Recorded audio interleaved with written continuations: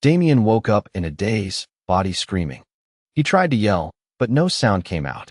His lungs were full of cryo mist, and his side felt like someone had driven a red-hot rebar through it. He blinked, trying to clear the red blur from his eyes. A metal rod was buried in his ribs, pinning him to the back of his own pod. The glass was a spiderweb of cracks. Every breath he took was a struggle. He reached for the door to push it open, but it was jammed. He hammered his heel against the glass until it shattered. He pushed himself forward, falling out onto the floor, hitting the deck hard. The rod in his side wrenched. And he finally found his voice, a jagged, raw sound that echoed through the dark. He lay there gasping, his hands sliding in the freezing fluid leaking from the pod. He grabbed the rod, bit his tongue, and ripped it out. The sound it made coming out of his skin made him retch. He jammed his shirt into the hole, applying pressure to the wound, still trying to make sense of what had happened to him. "Computer," he barked. His voice was a wreck.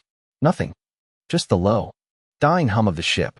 He pulled himself up to his feet, his head spinning. He looked at the pod next to his. Miller, his comms officer, a bolt was sticking out of the glass, right over the chest. His skin a pale blue, his eyes wide, and staring at nothing. Damien didn't linger. He stumbled down the row, his hand dragging along the cold metal. Every pod he passed had been punctured. They'd been slaughtered in their sleep. At the far side of the bay, he stopped. Those pods weren't hit. They were just empty. No bodies. No gear. The lockers were stripped bare. The bulkheads were scorched and buckled. Power cables hung from the ceiling like dead snakes sparking from severed ends. The blast doors were warped. The metal melted away in jagged chunks. It looked like a battle had taken place here. But there was no one. Damien leaned his shoulder against the wall, trying to keep his weight off his ribs. Every breath was a fight. He didn't care about the wrecked hallways or the flickering lights. He just needed to get to the bridge before he passed out. He stumbled past the mess hall. He saw the empty tables and the scattered gear. It was too quiet. No bodies. No blood, just empty. It made his skin crawl, but he couldn't stop to think about it. By the time he hit the bridge, his legs were shaking.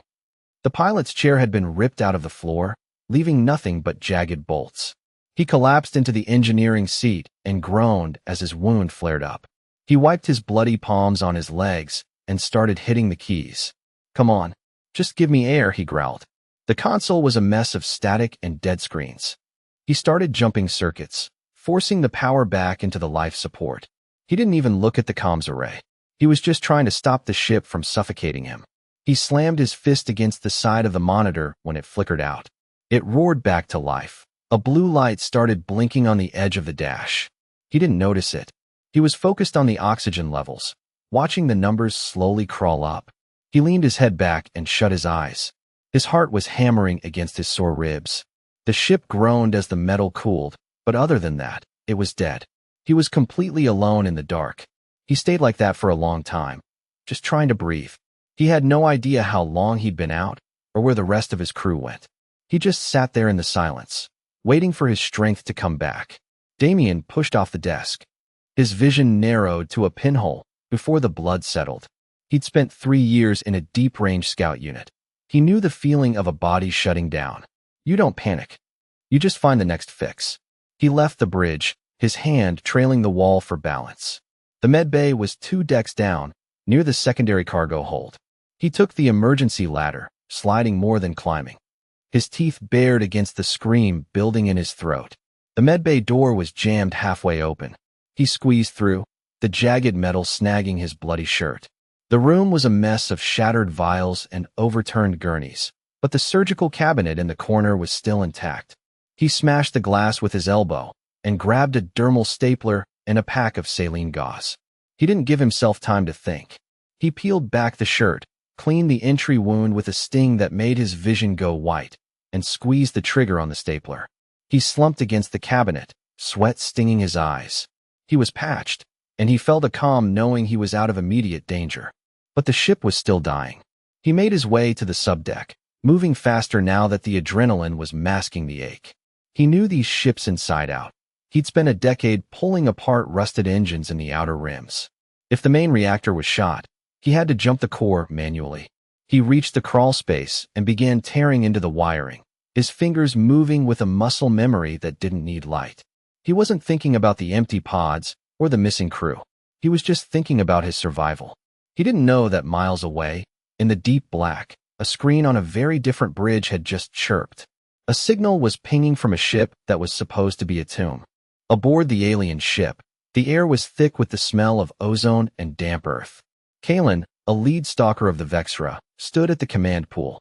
His skin was a mottled, translucent gray, showing the faint pulsing glow of blue veins beneath the surface. He had no eyes. Instead, two long sensory slits ran down his snout, twitching as they mapped the vibrations of the ship. A low sound echoed from the pit. A scout shifted its weight, its four-jointed limbs clicking against the deck. A signal was cutting through the void. It was coming from the ship they had turned into a graveyard, stripped and left for the vacuum an hour ago. The Vexra didn't use speech. They shared flashes of intent through the shifting colors of their bioluminescence. Kalen's chest flared a sharp, aggressive crimson. The harvest was supposed to be complete. They had breached the ship, culled the sleeping crew aboard, and left the metal carcass to freeze. For the Vexra, the hunt was a sacred sport, and leaving a survivor was a stain on the stalker's honor. It seemed there was still life, a heart was still beating, mocking their efficiency. Kalen tapped a claw against the console, a sound like a stone hitting glass. His skin rippled with a dark, hungry violet, the color of the chase. He pulsed a command to the scout. The smaller Vexra let out a hiss, its sensory slits widening, the thrill of the hunt rippling over their bodies. They turned toward the launch tube. They wouldn't just kill the stray life form. They would savor the kill. They would go back to the tomb, find the heartbeat, and finish the game. This time, the hunt would be earned. Damien shoved the last power coupling into place. His fingers were raw, but he didn't stop to look. He took a deep breath of the air coming out of the vents. It still tasted like stale copper, but it was getting colder. The scrubbers were working. He crawled out of the maintenance shaft and dropped to the deck, headed back toward the bridge to check the sensors. As the main display flickered to life, his heart dropped. 3 thermal signatures were closing fast. They weren't debris. They were moving with intent, cutting through the void in tight formation. He watched the screen as the 3 pods adjusted their trajectory, lining up perfectly with the ship's primary docking ring. No, he whispered. They weren't just passing by. They were boarding. He didn't have time to wonder why. He scrambled away from the console, his mind racing through the ship's layout. The security locker was too far, and he was too slow with his side taped up. He needed something now. He lunged for the engineering toolkit bolted near the bulkhead. He ripped it open and grabbed a heavy-duty plasma cutter. It was meant for slicing through hull plating, not combat, but it was heavy and the beam could melt bone as easily as steel. He gripped the handle, feeling the weight of it, and grabbed a handful of magnesium flares from a nearby emergency bin. He heard the first dull thud against the hull, then another. The docking ring groaned as the Vexra pods forced a seal, the metal shrieking under the pressure. Damien ducked behind a row of server banks, his thumb hovering over the igniter on the cutter. He wasn't a soldier, not anymore, but the soldier in him took over. He killed the bridge lights, plunging the room into red-tinted shadows. He waited in the dark, his breath shallow and hot, listening to the hiss of the airlocks cycling open. The airlocks slammed open. 3 shapes moved into the bridge, their bodies glowing a pale, predatory yellow. They moved in a low crouch, their 4-jointed limbs clicking against the metal floor. They didn't use lights. Their sensory slits were twitching, mapping the room. Damien didn't wait. As the first Vexra passed the server bank, he lunged. He shoved the plasma cutter into the creature's midsection and pulled the trigger. A blue-white beam hissed through the air, shearing through the hunter's translucent skin and out its back.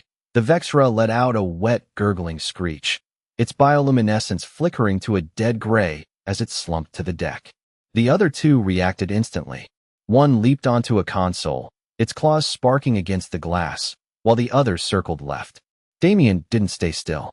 He threw a magnesium flare at the one on the console. The blinding white burst was a hammer blow to the Vexria's sensitive slits. It screeched, disoriented, and Damien was on it. He swung the heavy cutter like a club, smashing the creature's skull against the bulkhead with a sickening crack. The third Vexra stopped, its skin rippled, shifting from yellow to a deep, respectful violet. It didn't attack. It watched the biped who had just slaughtered 2 of its kin while bleeding from his own side. This wasn't a cult anymore. This was a challenge. Damien tried to raise the cutter again, but his vision was blurring. The exertion had torn the staples in his side. He could feel the hot rush of fresh blood down his leg. The Vexra reached for a canister on its belt. It didn't lunge. It tossed the device into the center of the room. It hissed, releasing a thick, sweet-smelling green vapor. Damien tried to cover his face, but it was too late. His lungs burned, then went numb. The plasma cutter slipped from his hand, clattering onto the deck. He hit his knees, staring up at the pulsing violet light of the hunter's skin before the world turned black. Damien's eyes snapped open to a sky that was a dark, hazy purple, dominated by a massive orange sun that felt close enough to burn. Every breath he took was heavy and thick. He groaned, tried to sit up, but his head felt like it had been hit with a sledgehammer. He was lying on a patch of dark moss that felt like stiff dead grass. The metal floors and the hum of the engines were gone, replaced by a wall of heat and the sound of a jungle that was far too loud. He checked his side and hissed.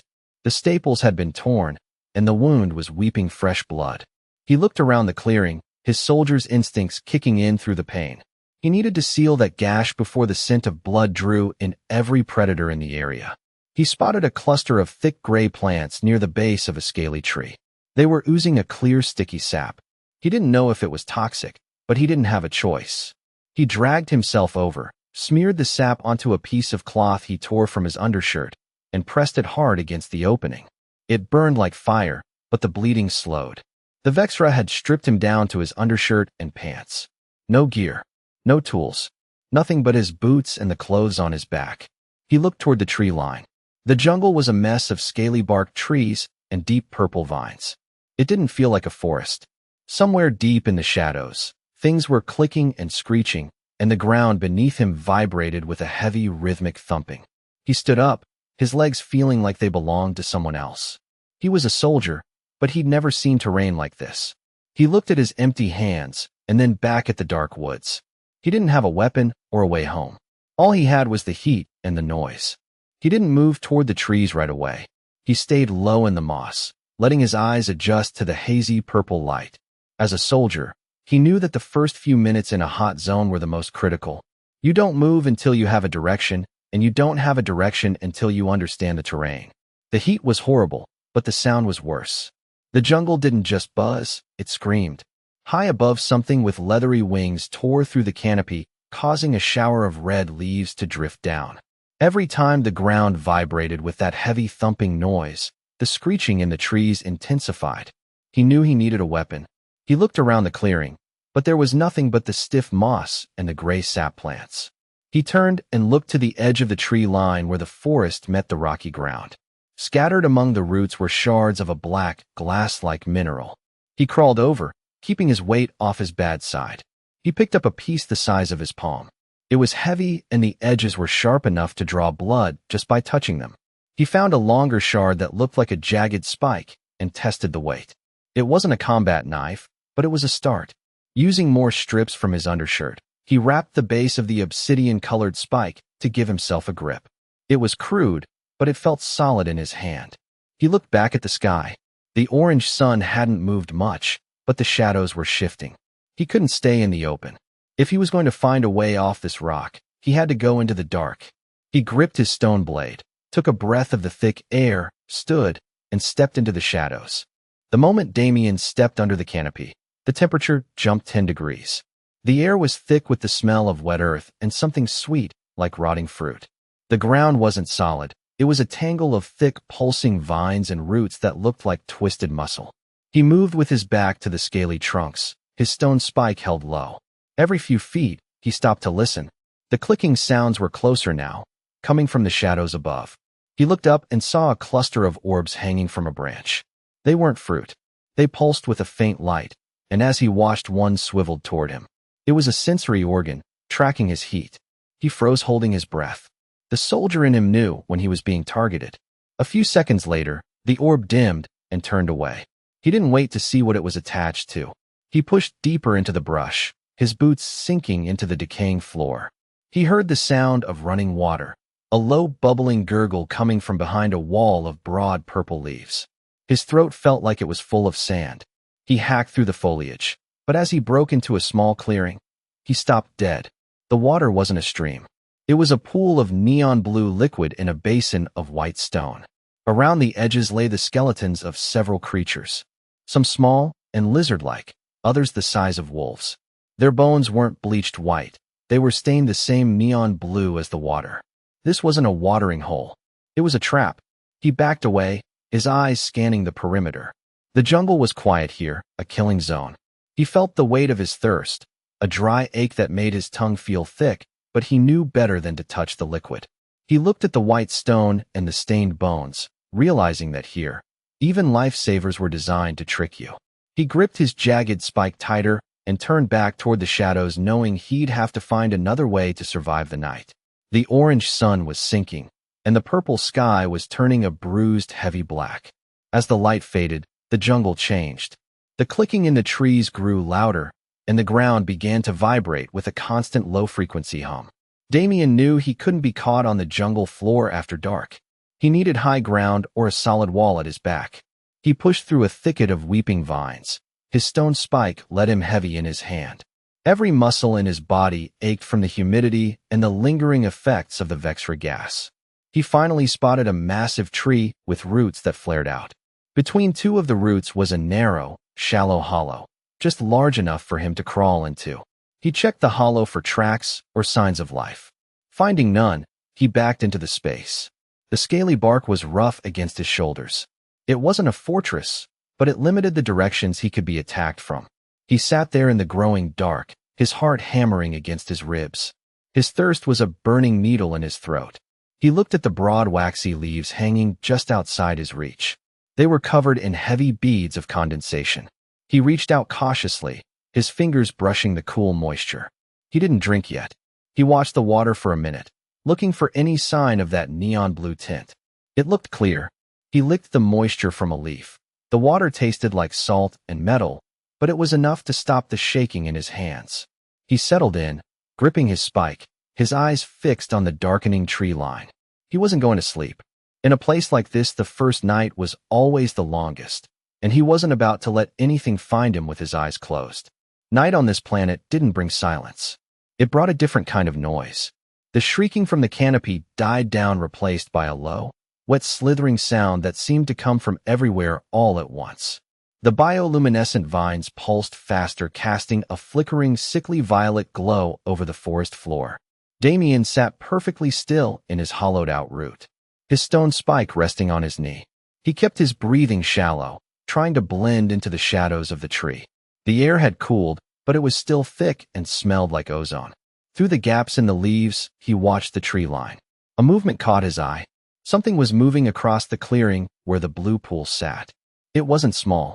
It moved with a heavy, deliberate grace. It was a predator, easily 6 feet at the shoulder, with skin that looked like wet obsidian. Its long, sensitive snout twitched as it tasted the air. It stopped near the white stone basin, its head swinging toward the tree where Damien was hidden. He gripped the wrap on his spike, his knuckles white. The creature let out a low, vibrating growl that he felt in his chest. It took a step toward him, its claws clicking against the stone. Suddenly, a sharp, high-pitched whistle echoed through the trees from the opposite direction. The predator froze, its head snapping toward the sound. It stood there for a long second, then turned and vanished into the brush with a speed that made Damien's blood run cold. He stayed frozen in the dark, his heart racing. That whistle hadn't been an animal. It was a signal, deliberate and sharp. He wasn't the only thing out here that knew how to hunt, and whatever had scared off that beast was something he wasn't prepared to meet with a piece of stone. Damien didn't move for a long time after the predator vanished. He sat in the hollow of the tree, his ears ringing with the silence that followed the whistle. His training told him that a predator running from a sound meant the sound was more dangerous than the beast. As the first hint of orange light began to bleed back into the purple sky, he knew he couldn't stay in the same place forever. He was starving. His water source was a trap, and something intelligent was moving in the woods. He pulled himself out of the hollow, his joints stiff and his side throbbing under the sap-soaked bandage. He headed toward the area where the whistle had come from, moving slow and staying low to the ground. He didn't follow the predator's path. He followed an edge of the tree line, using the thick trunks for cover. The jungle was waking up, the clicking and screeching starting again as the heat rose. He found the spot 100 yards out. It was a small ridge overlooking a pool clearing. The dirt was packed down, and a few of the purple vines had been hacked away. These weren't torn or bitten. They had been cut with a clean, sharp edge. This was the work of someone with a blade. Near a pile of severed vines, he found something that didn't belong in a jungle. It was a strip of leather, cured and dyed a deep crimson caught on a thorn. He picked it up, feeling the texture. It was handmade, rugged, and held the faint scent of wood smoke. He looked around the area and saw a set of narrow barefoot prints leading away from the clearing into the high rocks. They were light and agile and definitely humanoid.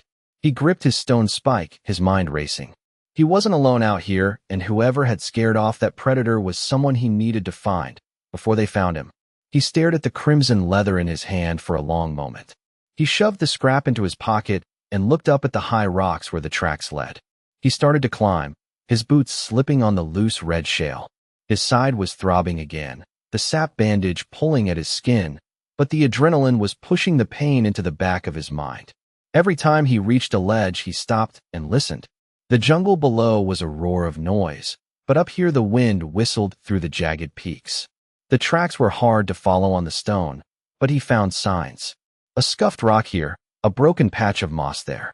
Whoever he was following knew how to move without leaving much of a trail, but they weren't expecting a soldier to be breathing down their neck. He reached a narrow pass where the air felt cooler. The smell of wood smoke was in the air, mixing with the scent of something roasting. His stomach gave a violent twist. He hadn't eaten in what felt like days, and the smell was almost enough to make him move too fast. He rounded a sharp corner of the cliff, his stone spike raised, and stopped. The pass opened into a small hidden plateau shielded by the overhang of the mountain. In the center was a small controlled fire built into a pit of stones. Hanging over the flames was a piece of meat on a spit, but it was the person sitting by the fire that held his gaze. She was tall, her skin a deep bronze that seemed to catch the orange sunlight. Her hair was pulled back in tight practical braids, and she was wearing armor made of the same crimson leather he'd found on the ridge. She wasn't looking at him, but she was holding a spear tipped with a long, wicked piece of bone. Damien took a half step forward, his boot clicking against a loose pebble. In a heartbeat, she was on her feet, the spear leveled directly at his throat. Her eyes were a piercing golden yellow, and they weren't filled with fear. They were filled with a cold, lethal curiosity. "Who are you?" she demanded. Her voice was a low, dangerous rasp that carried across the plateau. She was on her feet, the bone-tipped spear leveled at his chest from across the clearing. She was tense, her eyes wide with the realization that he'd gotten that close before she heard him. Damien stayed by the cliff edge. He kept his stone spike held ready and his weight centered. He met her golden eyes with a hard soldier's stare, showing no sign of backing down. From this distance, the firelight caught the sweat on her bronze complexion and the sharp lines of her face. She was beautiful, but she looked lethal. She didn't move from the fire, but her knuckles were white, grasping her spear. Her eyes flicked to his hands, noting the way he held his weapon. She saw he wasn't some panicked wreck. He was ready for a fight. "My name is Damien Kale. I'm a man who just woke up in this hellhole," he said. His throat was raw, but his voice didn't shake. "I didn't expect to find anyone else out here. Alive is a temporary state on this rock," she snapped, her eyes narrowing as she found her composure. "You walked into my camp. Give me one reason I shouldn't kill you where you stand." Damien took a single deliberate step toward her. "Because if I wanted you dead, I wouldn't have kicked that rock. I'm hungry, and I'm looking for answers. Now, are we going to talk, or are we going to see who's faster?" She didn't lower her spear, but the tip dropped an inch as she studied him. She took in his tattered, dirt-stained clothes and the makeshift bandage on his side, then looked back at his eyes. She was looking for a crack in his resolve, but Damien didn't give her one. He stood his ground, letting the silence hang between them, heavy with the smell of wood smoke and roasted meat. "You have a soldier's eyes," she said, her voice losing some of its sharp edge but none of its heat. "Soldiers usually die first here. They think their training matters more than the jungle. My training is the only reason I'm still breathing," Damien countered. He watched the way she moved, balanced, light on her feet, and completely at home in the dirt. "And I'm not looking to test it against you if I don't have to." She huffed a short, dry laugh and finally pulled the spear back, though she kept it gripped tight in her right hand. She gestured toward the fire with her chin. "If you were going to kill me, you'd have tried it when my back was turned," she admitted, her golden eyes tracking his every movement. "Sit. But keep your hands where I can see them. If you reach for that stone, you'll be dead before you clear your knees." Damien slowly lowered himself onto a flat rock opposite the fire, his muscles screaming in protest. He placed the stone spike on the ground beside his boot, keeping his palms open and visible. The heat from the flames felt like a godsend against the damp chill of the high rocks. "What is this place?" he asked, his eyes drifting to the meat on the spit. "And how long have you been here?" The woman sat back down, her movements fluid and predatory. She pulled a small bone knife from a sheath on her thigh and sliced a hunk of meat from the spit, tossing it across the fire. It landed on a flat leaf near his feet. "It's a graveyard," she said, "and as for how long? Long enough to know that waking up here is the worst thing that ever happened to you." Damien picked up the meat from the leaf, the heat searing his fingertips, but he didn't care. He tore into it, the juices thick and gamey, forcing his stomach to settle. She watched him eat with a detached intensity. She didn't touch her own portion yet. Her hand remained around the shaft of her spear. "What is your name?" he asked, in between mouthfuls. "Zara Xylari," she replied, leaning back slightly, posture remaining coiled. "Don't bother asking for a map. There are no cities here. Only the game and the hunters." Damien wiped his mouth with the back of his hand. He thought of the eyeless monsters that had boarded his ship, those 8-foot nightmares with pulsing veins beneath translucent skin. "I didn't expect to find anyone else out here. Just those things that took me." "The Vexera," Zara said, the name sharp and bitter. "They live for the hunt. My people, the Valari, were once the architects of the Inner Rim. We built the great spires long before the Vexera learned to crawl. But they couldn't conquer us in a fair fight, so they brought the best of us here to play their games." She looked into the fire, her golden eyes reflecting the flames. "The Vexera don't care about anything except the thrill of the hunt. They plucked us from our homes just to drop us into this hell. They want to see us run. They want to hear our hearts hammer through the brush before they close in. It's a game to them, and this world is their favorite arena." She gripped her spear. "If you're here, it's because they think you'll give them a good show before you die." Damien felt a cold knot tighten in his chest. He looked at the dark trees surrounding the clearing, finally realizing why he'd been left alive. "So they brought me here just to hunt me." "We are the prize," Zara corrected. "The Vexera won't stop until the hunt is finished, and they never get tired of the kill." Zara remained still, her golden eyes fixed on Damien as he finished the last of the meat. She didn't look impressed by his appetite.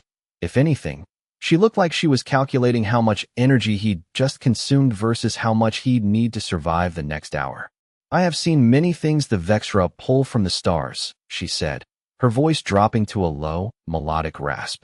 "Scale hides from the volcanic moons, hive minds from the gas giants, even my own kind.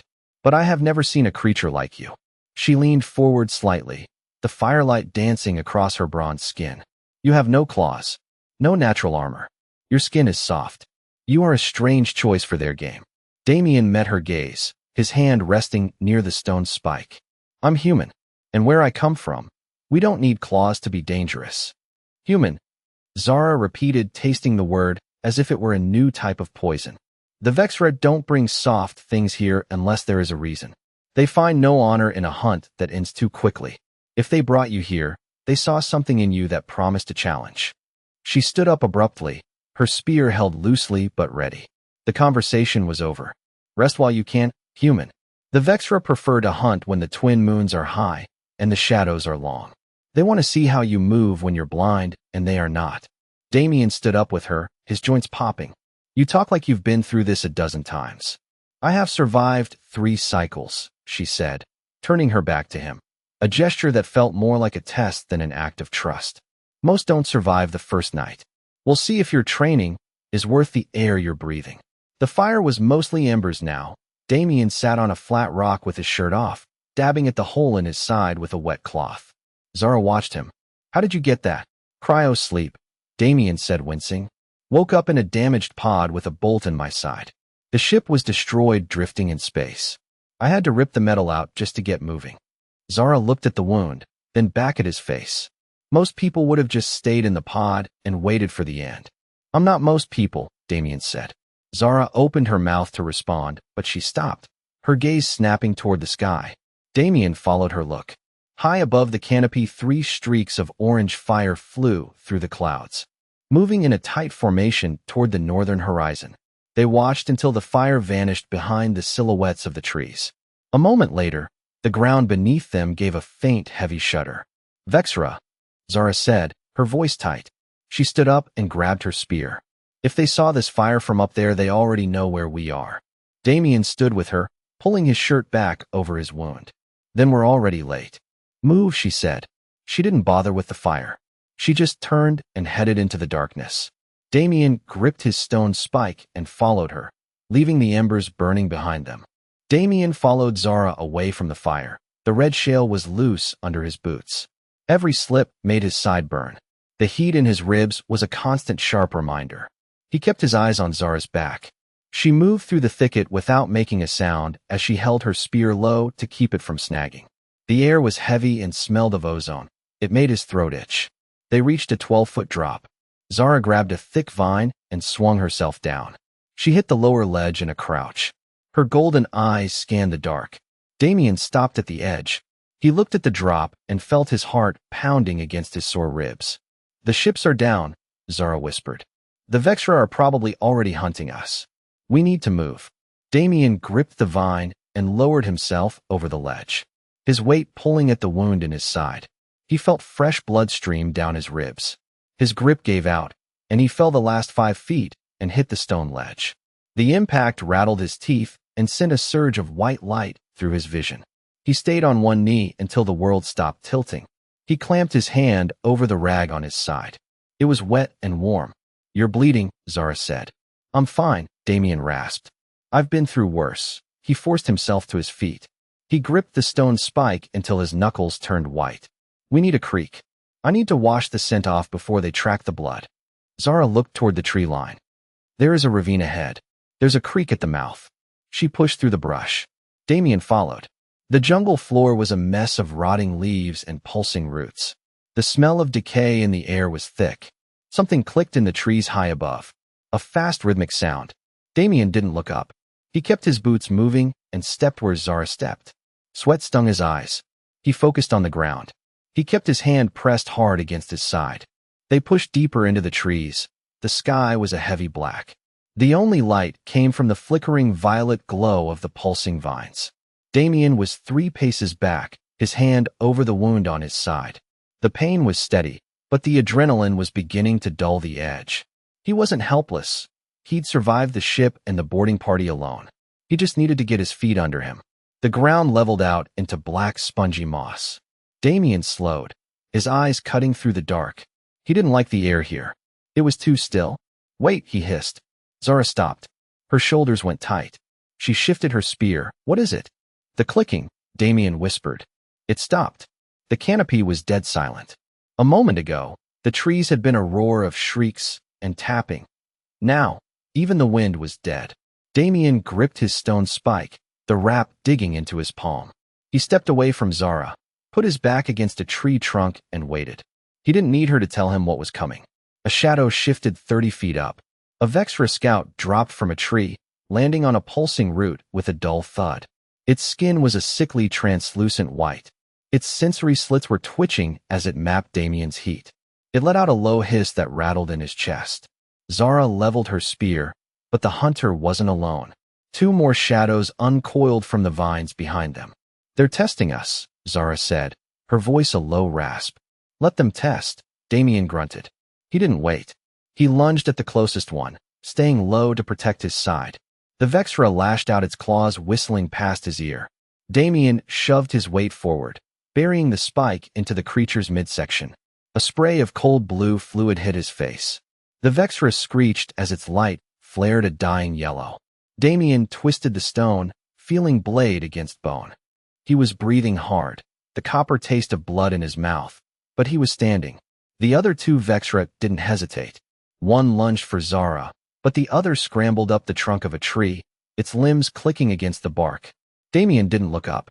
He threw himself forward as the creature dropped. its claws raking the air where his head had been. Damien rolled, his side screaming, the sap bandage pulled tight against the hole in his ribs. He came up on one knee.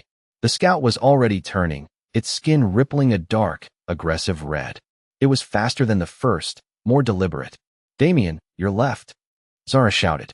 She was busy with her own fight, her bone spear whistling as she kept the third scout at bay. Damien didn't look left. He trusted his ears. He heard the rustle of the vines and pivoted, swinging the heavy stone in a wide arc. The spike caught the Vexra across its sensory slits. The creature let out a wet gurgle and recoiled. Damien didn't give it space. He ignored the agony in his side and lunged, driving the jagged stone into the base of the creature's skull. He felt the bone crunch. The Vexra went limp, its light fading to a dead gray. He stood over the body, his chest heaving. Blood, both blue and red, was dripping from his hands. Zara stood 10 feet away, her spear buried in the chest of the last scout. She yanked her spear free. The silence returned to the jungle, heavier than before. "They were just the scouts," Zara said, wiping her blade on a leaf. She looked at Damien, her eyes lingering on the fresh blood soaking his shirt. "The stalkers will be here soon. They don't like losing." "Then we stop standing in the open," Damien rasped. He wiped his face with his sleeve, smearing the cold blue fluid. His hands were steady. He looked at the dead hunters, and then at the dark path ahead. "Lead the way to that creek." Zara nodded and vanished into the brush.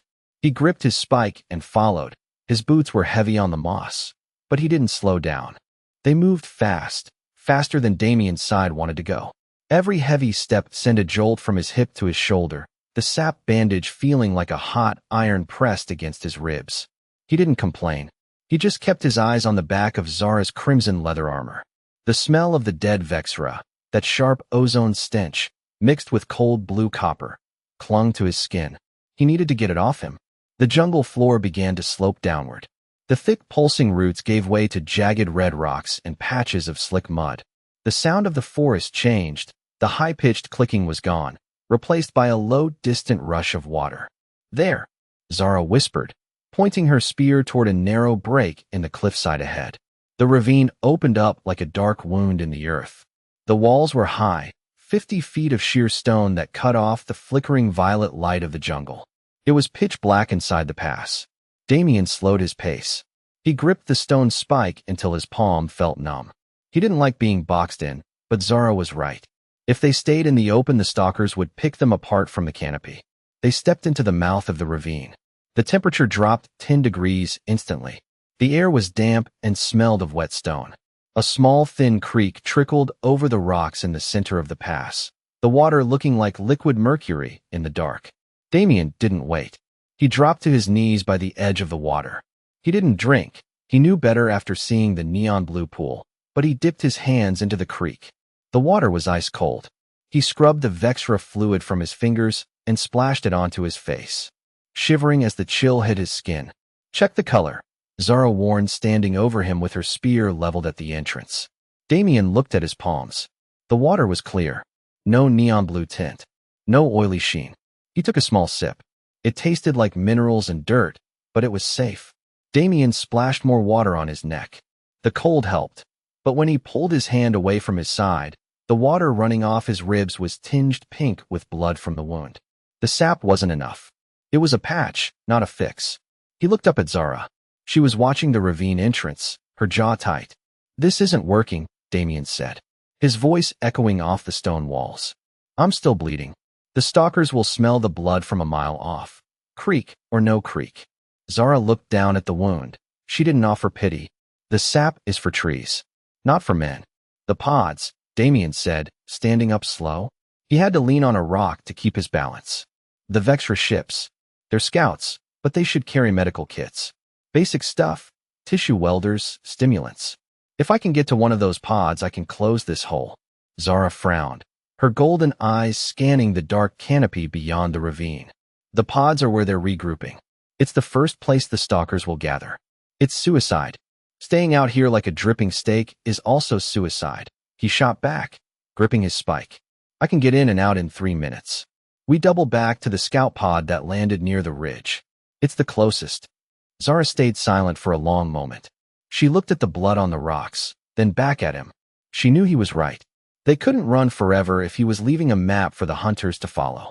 We move fast, she said, her voice dropping to a whisper. We take the high ground on the ridge. If the stalkers are already there, we don't stop. We keep moving, and you find another way to stay alive. Fair enough, Damien grunted. He squeezed the excess water out of his shirt and tightened the rag. He felt weak, but the thought of a real medkit gave him a second wind. He followed Zara as she turned away from the water and began the steep climb back up toward the ridge. They climbed the ridge in silence. The slope was steep, covered in slick purple moss.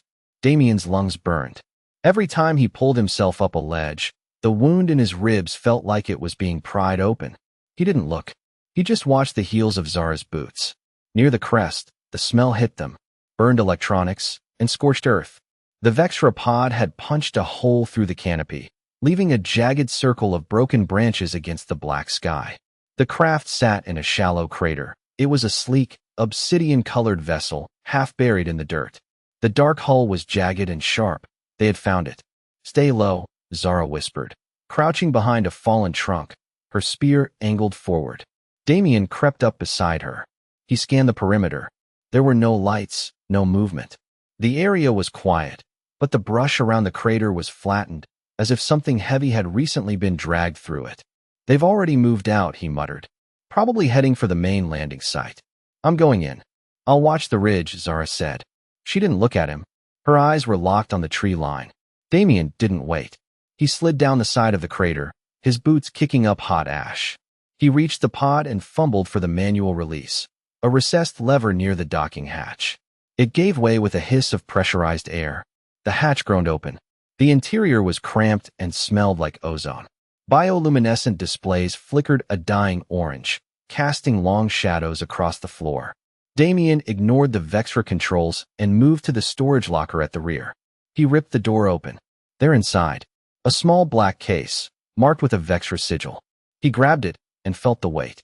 It was full. He opened the case. Inside was exactly what he was looking for. A medkit. He didn't have time to celebrate. A low, rhythmic clicking started up on the roof of the pod. Directly above his head, Damien froze. The clicking on the roof was heavy. The plating of the pod groaned under the weight. He gripped the medical case and his stone spike. He couldn't stay in the ship. He surged out of the hatch, staying low. A stalker was perched on the hull. It was twice the size of the Scout's, its limbs tipped with claws like blades. Its skin was charcoal black. It hissed, its sensory slits peeling back to reveal rows of needled teeth. Damien, run. Zara's voice cracked through the dark. An arrow of bone whistled from the ridge, thudding into the stalker's shoulder. The creature screeched and snapped the shaft. Damien didn't look back. He scrambled up the crater, his boots slipping in ash. His side felt like it was on fire, but he pushed through it. He reached the ridge and dived behind a fallen trunk next to Zara. Did you get it? She asked, her eyes on the pod. Damien held up the black case. Yeah, let's move before the pack shows up. They pushed sideways along the ridge, moving through thick brush. They ran for 10 minutes until the smell of the crash was gone and the clicking in the canopy faded. Damien slumped against a flat rock in a small clearing. He couldn't go further. He fumbled with the latches on the Vexra case. It clicked open, revealing silver canisters and a handheld tissue welder. He ripped his shirt open. The wound was a jagged mess of torn muscle and sap. He grabbed a canister of antiseptic and sprayed it. He gritted his teeth, a low growl escaping his throat as the chemical burned. Then he picked up the welder. The blue arc hissed as it touched his skin. The smell of burning flesh filled the clearing. Damien leaned his head back, his knuckles white as he fused the edges of the wound together. If you're done, Zara said, we leave in 1 minute. Damien clicked the welder off. The hole was closed. He felt like he'd been kicked by a mule, but the wound was patched. Ready, he rasped. The heat from Damien's ribs wasn't a sharp throb anymore. It was a dull, heavy ache in his gut. The tissue welder had done the job, but the skin was tight and pulled when he breathed. He followed Zara through a canyon of towering white-barked trees. The leaves above were wide and flat, blocking out the moonlight. How much further? Damien asked. His voice was a low rasp, barely clearing the sound of his boots. Zara didn't slow down. She moved with a rhythmic grace that made Damien feel like a wounded animal trailing a ghost. The caves are past the Great Rise. We need to be underground before the sun breaks. The stalkers can't track heat as easily through limestone. Damien glanced at the medical case. The plastic was cold. He felt a strange tingling in his fingertips, a faint electric hum that vibrated in his bones. He shook his hand, but the feeling stayed. He looked at the wound through the tear in his shirt. The fused skin wasn't red. It was a pale, sickly violet. It looked like the pulsing vines in the forests. The welder, he muttered. The arc was blue. Vexra tools aren't built for your kind, Zara said without turning. She leaped over a log. The radiation bleeds into the blood. If you don't wash it with salts from the cave, the rot will take over the area. Damien stopped. He looked at the violet scar. He didn't feel rot. He felt a surge of cold energy. His vision flickered, the dark jungle suddenly snapping into sharp, high-contrast shades of gray. He could see the heat radiating off Zara's back like a soft orange fog. He blinked hard. The world returned to black and purple. Damien, Zara turned. Her golden eyes narrowed. What is it? Nothing. He lied. He gripped the stone spike and the case. Just the adrenaline wearing off. Let's keep moving. The trees thinned as they reached the base of the Great Rise. It was a massive wall of pale limestone that surged upward, disappearing into the dark. Without her spear, Zara looked smaller, her hands empty and restless at her sides. She kept a hand on a small bone knife at her hip, but it was a poor substitute for the reach she'd lost at the pod. We climb here, she whispered, gesturing to a jagged vertical fissure in the rock. Stay close. If you fall, I can't catch you. Damien looked up. In the dark, the cliff was a wall of shadows. But as he strained his eyes, the violet hum in his ribs flared. His vision shifted again. The cold gray world returned. But now the limestone wasn't just black rock. He could see the heat trapped in the stone from the day's sun, faint glowing pockets of warmth where the handholds were solid. I see the path, Damien muttered. You see nothing but dark, Zara snapped, already reaching for the first ledge. Damien didn't argue. He followed her, but he didn't struggle. He placed his hands exactly where the heat's signatures glowed brightest. The rock was firm there, free of the slick moss that coated the rest of the cliff. He moved with a precision that shouldn't have been possible for a man with a fused ribcage. Halfway up, the wind began to howl through the fissure. Zara slipped, her boots scraping uselessly against a patch of wet shale. She hung by one hand, her fingers straining. Left, Damien barked. 3 inches left. There's a dry notch. She didn't hesitate. She lunged left, her fingers catching the hidden groove he'd pointed out. She pulled herself up to a wider ledge and turned to look at him, her chest heaving. Her golden eyes were wide, searching his face in the gloom. How did you see that? She hissed. Damien pulled himself onto the ledge beside her, his breath coming in ragged gasps. The orange fog around her body was pulsing with the beat of her heart. I told you, his eyes burning. I see the path. They reached the summit, a flat plateau of jagged rock. The cave mouth was a black opening 30 yards away, but the air felt heavy. Damien's vision was stuck in high-contrast gray. The orange fog around Zara was bright, but behind her, near the cliff edge, a plume of white heat uncoiled from the shadows. Stop, Damien whispered. Zara froze. She reached for the bone knife at her belt. The stalker. The one from the ship, he said. The creature pulled itself over the lip of the plateau. It was larger than the scouts, its charcoal skin shimmering. To Zara, it was a ghost. To Damien, it was a beacon of white-hot energy. He could see the heat pulsing in its serrated limbs and the fire in its triple-chambered heart. The stalker hissed and lunged. Zara dived right, narrowly missing a swipe at her throat. Without her spear, she couldn't keep it back. The creature pivoted with predatory speed. Damien, the knife? She yelled. Damien didn't go for the knife. He watched the white flare in the stalker's chest. He saw the creature's muscles bunch, a split second before it moved. It was like watching a film in slow motion. He stepped aside as the stalker charged, the wind of its passing whistling against his face. He didn't use the spike to stab. He swung the heavy Vexra medical case like a hammer.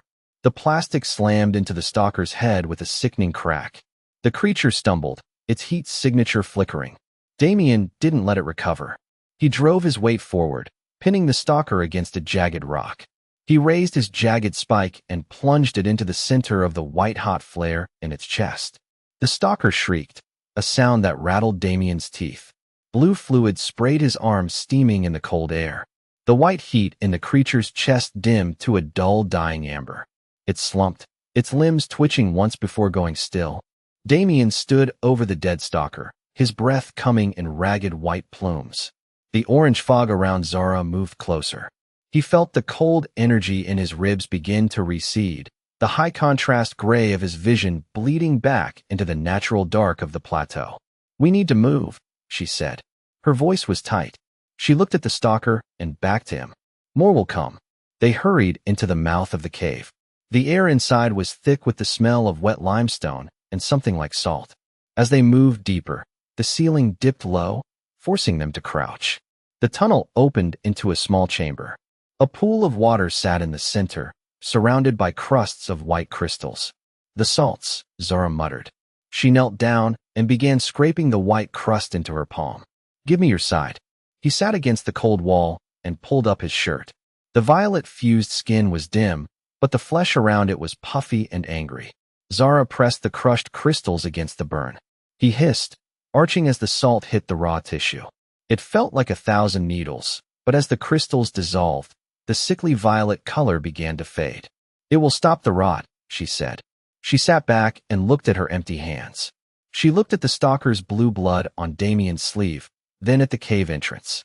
Without a word, she picked up a long, straight shard of limestone from the floor. She took her bone knife and began to shave the end of a sturdy branch she found at the mouth of the cave, lashing the stone shard to it with strips of her leather bracers. Damien watched her work. Her movements were steady, practiced. "You've done this before." "Many times," she said, tightening the knot with her teeth. She stood up, testing the weight of the new, jagged spear. It wasn't as balanced as her old one, but it was sharp. "The stars fall, the Vexra hunt, and we survive. That is the way of this world." She looked at Damien. "Get some rest, falling star. At dawn, we head for the Great Canyon." The first sun broke the horizon as they emerged from the cave. It was a dull, rusted red that bled across the sky, turning the purple canopy below into a sea of shadows. Damien squinted. The light hit his eyes like a physical weight. The violet hum in his ribs was quiet, but his head felt like it had been split by an axe. "Keep your head down," Zara warned. She held her new limestone spear across her chest. "The sun brings the flyers. They see movement from miles up." They moved along the ridge of the plateau, staying close to the rock face. Damien's vision was a mess. Every few minutes the world would flicker, shifting from the natural red dawn to that cold, high-contrast gray. The orange fog of Zara's heat was constant now, a glowing silhouette that moved ahead of him. "The fog is getting thicker," Damien muttered, rubbing his eyes. "Not here," Zara said, looking back. "The air is clear." Damien realized it was just him. The Vexra tech wasn't just closing his wounds, it was rewiring him. He felt a surge of nausea, but pushed it down. He couldn't afford to be a liability. By mid-morning, the ground began to slope sharply downward.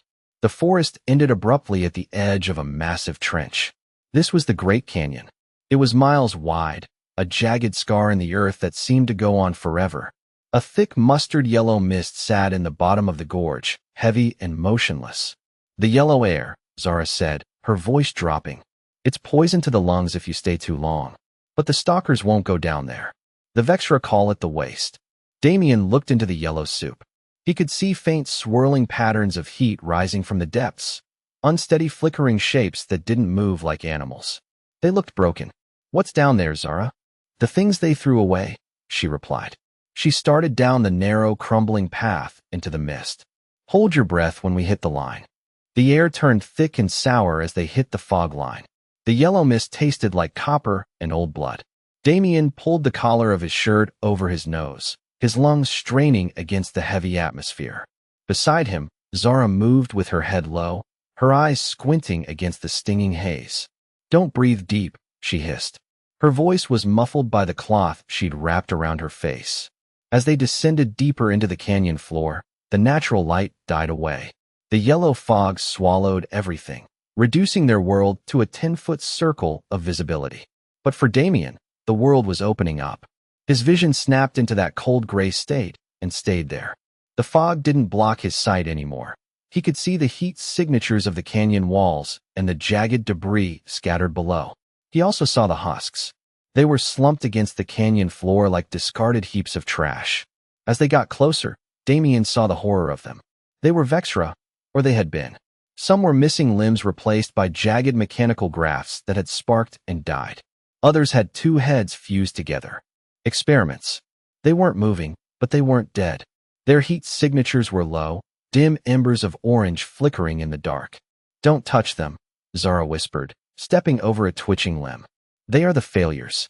The Vexra discard those who cannot hunt." One of the husks groaned, a wet, rattling sound.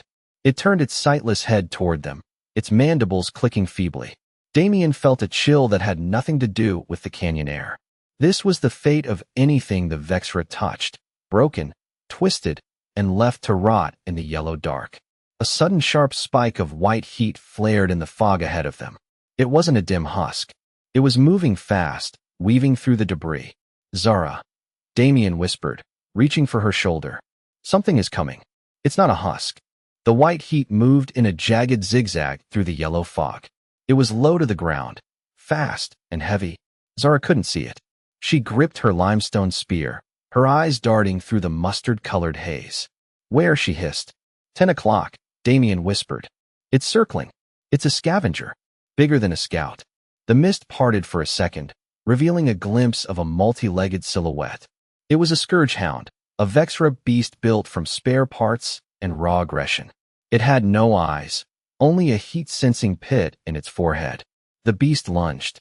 Damien didn't wait for Zara to react.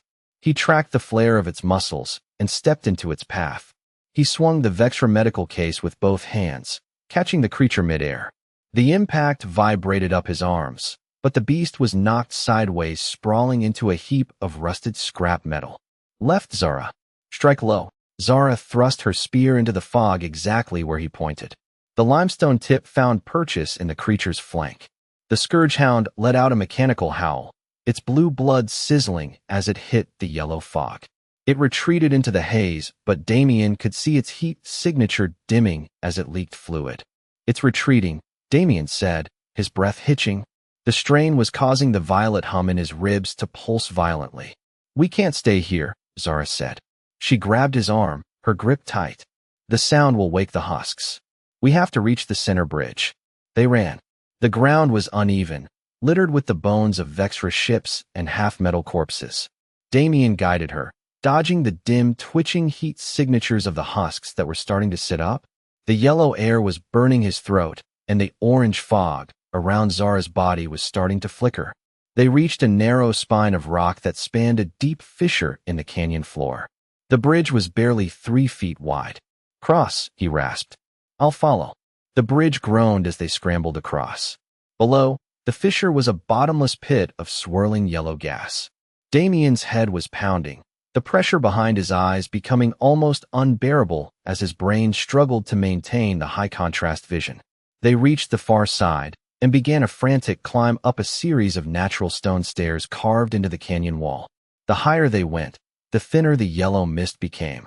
Finally, they crested the rim, collapsing onto the red dirt as the clean air hit their lungs.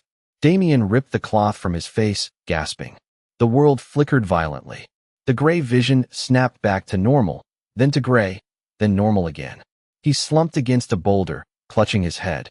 "The fog. It's clearing," he said. Zara knelt beside him. She looked at his face, her hand hovering near his forehead but not quite touching. "Your eyes," she whispered. "The pupils are blown wide. You look like you're seeing through the world." "I am," Damien said. He looked at the violet scar on his ribs. It was cold now, the energy spent. "It's the tech, Zara. It's changing how I see things, but it feels like my skull is going to crack open." Zara stayed quiet for a long moment. She reached out and finally placed a hand on his shoulder. Her palm was rough and calloused, but her touch was steady. It was the first time she had touched him without a sense of urgency or combat. "You are not Vexra," she said softly. "You were not built to carry their fire." She helped him stand. He was shaky, his muscles feeling like water, but he kept his feet. He looked at her, really looked at her. Without that orange fog, or the tactical overlays. Just a woman, tired and grit-stained, holding a jagged limestone spear in a world that wanted them both dead. "We find a place to hide for the night," she said.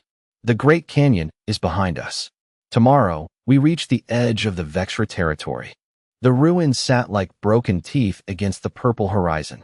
They were the bones of a settlement from before the Vexra arrived, shattered stone walls and rusted girders reclaimed by the vines. Damien's legs felt heavy. Every step sent a spike of white-hot needles through his brain. The heightened state was gone, replaced by a crushing fatigue that made the world tilt. "In here," Zara said, guiding him through a doorway that had no door. Damien hit the floor hard. The stone was cold, but his skin felt like it was bubbling. He leaned his back against a crumbling pillar and tried to focus, but Zara's face was a blur. The violet scar on his ribs wasn't just glowing now. It was pulsing with a rhythmic, sickly light that seemed to beat in time with his heart. "Water," he rasped. His throat felt like he'd swallowed glass. Zara knelt beside him, pressing a water skin to his lips. "Drink slow. Your blood is fighting the metal in your veins." He took a swallow, then another, but the water didn't help. The fever was a living thing, a roar in his ears that drowned out the sound of the wind through the ruins. He tried to reach for his stone spike, but his fingers wouldn't move. They were locked in a tremor he couldn't stop. I can't see," Damien muttered. His vision wasn't shifting to the gray anymore. It was just fading to black at the edges. "It's the crash," Zara whispered. She was stripping off his torn shirt, her hands moving fast. "The Vexra tech fixed the hole, but it's poisoning the rest of you. You're human, Damien. Your biology doesn't match theirs. You weren't meant to hold this much." He felt her hands on his chest, cool and steady against his burning skin. He wanted to pull away, to stay the soldier, but the strength wasn't there. He slumped sideways, his head coming to rest against her shoulder. The smell of her, crushed herbs, wood smoke, and sweat, was the only thing keeping him anchored to the floor. The night in the ruins was a blur of fire and ice. Damien drifted in and out of a jagged delirium. In the dark, he saw the faces of the men he'd lost, names he couldn't quite scream out because his tongue felt like a dry stone. Whenever the cold took over and he began to shake, he felt Zara's warmth. She didn't leave his side. She used more of the white salts she had gathered from the cave and mixed them with a pungent green sap she'd crushed between two rocks. She applied the paste to his chest, her fingers tracing the angry violet lines of the Vexra scar. "Stay," she whispered. It wasn't a command, it was a plea. Damien opened his eyes for a brief second. The moon was high, casting silver light through the cracked ceiling. Zara was leaning over him, her hair falling like a dark curtain around them. For the first time, the hardness in her face had cracked. She looked at him not as a falling star or a weapon, but as a man dying in her arms. She shifted, pulling him closer to use her own body heat to fight his tremors. Damien's head rested in the hollow of her neck. He could feel the steady thrum of her pulse against his jaw. It was a human rhythm, slow and grounded. He reached up, his hand trembling, and his fingers brushed the rough leather of her tunic before settling against her skin. Zara didn't pull away. She leaned her forehead against his, her breath warm on his face. In the raw, gritty silence of the ruins, the battle with the Vexra felt a million miles away. There was only the heat of her skin and the weight of his own failing heart. "Why?" he rasped, the word barely a breath. "Because you fought for me," she whispered. "No one fights for us. They only take." She tightened her hold, her hand resting on the back of his neck, anchoring him to the world until the fever finally began to break. Damien woke to the sound of something screeching off in the distance. The fire in his blood had died down to a low simmer. He felt hollow, his muscles aching as if he'd been dragged behind a rover, but the crushing pressure in his skull was gone. He was covered in a thin, dry crust of green paste that smelled like pine needles and vinegar. He sat up slowly. The ruins were bathed in the pale, pre-dawn light. Zara was sitting by the doorway, her back to him, sharpening her limestone spear with a flat rock. "You're awake," she said without turning. "The fever took most of the night, but your heart stayed steady." Damien looked at his hands. They were pale, but the tremors had stopped. He focused his mind, reaching for that other sight. It didn't slam into him like a physical blow this time. Instead, the world sharpened at the edges. He could see the faint heat of a small rodent scurrying behind a wall 10 yards away. Whatever you did seems to have worked, Damien said. He stood up, his legs feeling shaky but functional. And the rest? Thank you, Zara. She stood and faced him. Her eyes searched his, looking for the blown-wide pupils. You seem different. Quieter. I think I've figured out how to handle it, he replied. He walked toward her, stopping just a few feet away. Back at the ship, you asked why I fell. We came because the Vexra are moving toward our stars next. My people sent 100 pods. I'm the only one I've found. Zara looked out toward the horizon, where the purple trees began to give way to something darker. They are a hunger that never ends. My people were once many. Now we are ghosts in the brush. She stepped closer, her hand briefly brushing his arm, a lingering reminder of the night's proximity, before she tightened her grip on her spear. The time for talk is over. Look, she pointed north. The sky there wasn't red or purple. It was a flat, oily black, pierced by pillars of neon blue light that reached into the clouds. They moved toward the oily black sky. As they walked, the soft mulch of the jungle floor vanished, replaced by hard, cracked earth that tasted of sulfur. The transition was abrupt. One moment they were under the violet canopy. The next, they stood at the edge of a massive tiered excavation site that stretched for miles. The threshold, Zara whispered. The environment was a nightmare of cold geometry. Massive obsidian towers rose from the ground, connected by humming cables that glowed with a toxic blue light. Huge insect-like harvesters crawled across the landscape, their drills screaming as they bit into the planet's crust. There were no trees here, only the skeletal remains of mountains and the endless rhythmic thumping of Vexra machinery. Damien triggered his vision. The world didn't just turn gray, it flooded with data. He could see the energy pulsing through the cables, the heat vents of the towers, and the patrolling guards. The guards weren't stalkers, they were armored soldiers, their suits integrated with the same plating as their ships. The sensor net is thick, Damien noted, his eyes tracking the sweeping blue beams of light from the towers. If we step out there, they'll pick up our heat signatures in seconds. Zara looked at the industrial wasteland, then back at the vibrant jungle behind them. The contrast was a death sentence. There is a drainage pipe near the third tier. It carries the waste fluid out to the flats. It's narrow, and the fumes are thick, but it's the only way to get under the perimeter. Damien looked at the violet scar on his ribs. It was humming again, a low vibration that seemed to synchronize with the towers ahead. He wasn't just a soldier anymore.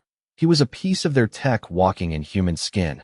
Then we go through the pipes, Damien said, his voice hardening. We didn't survive just to stop at the wall. They crouched low, moving toward the edge of the metal world. The entrance to the drainage pipe was a rusted circular opening half submerged in a pool of oily sludge. The smell was sharp, chemical and heavy like burned rubber and ammonia. Zara went first, sliding into the blackness without a word. Damien followed, his boots squelching into the thick grime. The pipe was barely 4 feet high, forcing them into a miserable hunched crawl. The only sound was the rhythmic thrum of the machinery above and the wet slap of their hands in the waste. After 50 yards, the last of the outside light vanished. I can't see the path, Zara whispered. Her voice echoed off the metal walls, sounding thin and hollow. I have it, Damien said. He triggered the vision. The darkness didn't just lift, it transformed. The cold metal of the pipe stayed dark, but the waste fluid flowing around their knees glowed a dull toxic green from the heat of the processors. Ahead, he saw a series of spinning blades, automated cleaning drones that moved slowly through the system to clear blockages. Stop, Damien rasped, reaching out to grab Zara's heel. A heavy 3-pronged blade rotated past just inches from where her head had been. It moved with a slow, grinding mechanical groan. Wait for the pulse, Damien commanded. He watched the heat signature of the motor powering the blades. Now, move. They scrambled past the first set, then the second. The fumes were making Damien's head spin, but his vision stayed steady. He could see the thermal vents in the ceiling of the pipe, small patches of orange where the air was being sucked out. We're getting close to the junction, he muttered. The heat is spiking. The processors are right above us. The pipe began to slope upward, and the sludge thinned out. Damien could see a ladder of rungs welded into the side of the shaft, glowing with the residual heat of the facility's core. Up there, he said, pointing into the absolute dark. That's the way in. They climbed the rungs, the metal burning Damien's palms. He pushed open a heavy grate at the top, and they spilled out into a narrow maintenance crawlspace. The air here was dry and hummed with a low-frequency vibration that made Damien's teeth ache. He crawled to the edge of the floorboards and looked through a gap in the plating. Below them lay a vast sterile hall. It wasn't a factory, it was a slaughterhouse. Rows of glass cylinders lined the walls, each filled with a pale blue preservative. Inside the tanks were the husks they had seen in the canyon, but these were still being assembled. Mechanical limbs were being grafted onto organic torsos by silent, multi-armed drones. They aren't just mining the planet, Damien whispered, his voice tight. He watched as a drone moved a human torso, one that looked terrifyingly familiar, into a docking station. They were harvesting local biology and fusing it with Vexra steel to create a disposable army, and he had just found his missing crew members. The husks were just the rejects. These were the successes. Zara peered through the gap, her face turning a sickly shade of gray. Her hand went to her bone knife, then to the limestone spear, but she didn't move. She looked paralyzed by the sheer, industrial scale of the horror. My people, she breathed. They don't just kill us. They use us. Damien felt a cold, sharp fury override the fatigue in his limbs. He looked at the violet scar on his own side. He was a version of this, a man saved by the same tech that was being used to build these monsters. The only difference was that he still had his mind. We aren't just here to scout, Damien said, turning to her. His eyes were hard. We're here to burn this place to the ground. He scanned the hall for the main power conduits. In his grayscale vision, the facility's energy grid looked like a roadmap of fire. The core is 2 levels down, he said. If we hit the cooling lines, the whole system will cascade. A heavy rhythmic thud echoed through the floorboards. Damien pulled Zara back from the gap, just as a door hissed open below. 2 Vexra soldiers marched into the hall. They weren't like the mindless drones or the scout hunters. They wore matte black pressurized suits and carried long, sleek pulse rifles. Don't move, Damien mouthed. The crawl space was barely 2 feet high. To get out of the line of sight from the gap in the floor, Damien had to press himself against the back wall, pulling Zara with him. There wasn't enough room to sit side by side. She was forced back against his chest, her head tucked under his chin, their bodies pressed together from shoulder to hip. Damien held his breath. He could feel the rapid, panicked flutter of her heart through her leather armor. The smell of the drainage pipe they crawled through clung to her, but beneath it was the warmth of her skin. Below them, the soldiers stopped. One of them barked a command in a language that sounded like grinding glass. A scanner beam, a thin line of red light, swept across the ceiling. It passed through the gap in the floor, illuminating the dust just inches from Damien's boots. Zara's hand gripped his forearm, her nails digging into his skin. He didn't flinch. He focused on the heat signatures below. He could see the soldiers' internal cooling systems humming through their suits. If they looked up, it was over. The red beam flickered and died. The soldiers continued their patrol, the sound of their boots fading as they moved toward the far end of the hall. Damien didn't move immediately. He remained frozen, his arms still wrapped around Zara to keep her shielded. In the cramped, stifling dark, the silence between them was heavy. Zara shifted slightly, her breath rapid against his neck. She didn't pull away. For a second, the mission and the monsters didn't matter. Only the feeling of her body against his and the shared desperate air they were breathing. They waited until the footfalls vanished before untangling. The air in the crawl space felt thinner now, charged with a tension that hadn't been there before. Zara cleared her throat, her eyes avoiding his as she pointed toward a glowing blue terminal at the end of the walkway. There, she whispered. That is where the light is brightest. They crawled to the terminal. It was a sleek, obsidian pillar that projected a holographic map. Damien reached out, his fingers hovering over the interface. As he moved, the violet scar on his ribs flared. The terminal didn't reject him. It pulsed in sync with his skin. The Vexra tech in his body acted like a skeleton key. The holographic map expanded. It wasn't just a map of the planet. It was a star chart. It's an invasion path. As he looked at all the planets they had mapped out, his voice dropped. He saw Earth, a small blue marble on the edge of the projection. Lines of red light stretched from this planet toward his home, marked with fleet counts. They aren't just mining. They're refueling. This whole facility is a giant gas station for a war fleet, and it looks like my homeworld is next. He tapped a blinking icon. A new image appeared, a massive, spire-like structure being built in the center of the base. They're building a gate, he muttered. If they finish that, they can move a whole army across the stars in minutes. We're not looking at them just trying to colonize your planet, Zara. We're looking at the barrel of a loaded gun pointed at my world and others. How long? Zara asked, her hand tightening on her spear. Days. Maybe hours. Damien looked at the power levels. The facility was at 90% capacity. We have to blow the main reactor. If we don't, everything we came here to stop is going to happen anyway. A high-pitched chime rang through the room. The terminal glowed a violent, angry red. The scan, Damien cursed. It recognized my signature as an anomaly. They know we're here. He knew the terminal's red pulse was a beacon for the Vexra to find them. Damien didn't try to hack it. He grabbed his stone spike and shoved Zara toward the dark end of the crawlspace. Go, he hissed. They scrambled through the narrow gap. The floorboards hummed with a vibration that rattled Damien's bones. His vision stayed locked in high-contrast gray. Below them, orange heat signatures of Vexra squads scrambled through the halls. He found a maintenance shaft and kicked the grate in. It fell into the dark, the sound lost in the thrum of the facility. Down there, Damien said. The cooling lines. We break the seals, and the reactor cooks itself. Zara gripped her limestone spear and slid into the shaft. Damien followed, his boots skidding on the cold rungs. They dropped 20 feet into a chamber filled with white mist and the shriek of gas. The air was freezing. Frost coated the obsidian pipes. Damien hit the floor hard, his side pulling at the fused skin. He reached out, catching Zara's shoulder to steady her on the slick metal. In the fog, her heat was the only thing that felt real.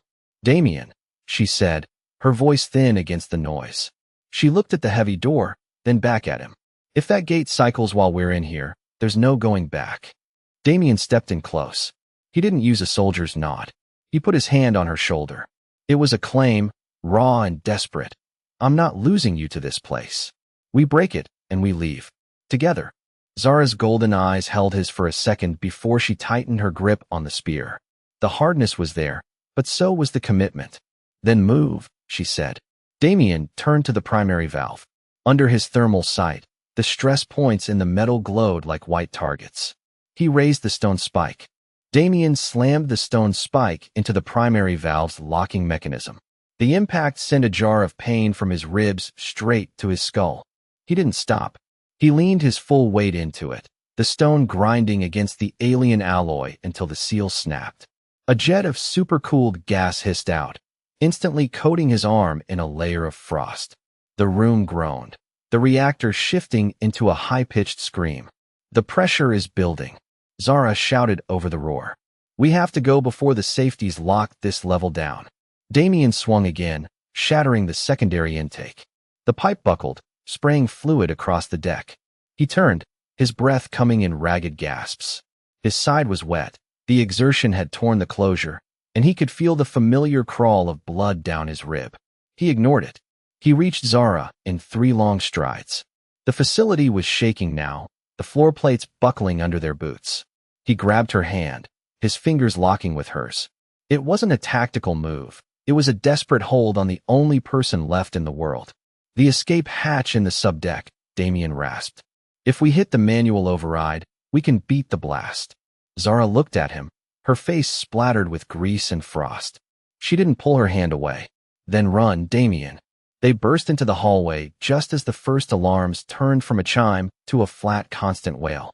Behind them, the cooling chamber vanished in a cloud of white vapor and twisted metal. The heat was rising fast, the air turning into a furnace.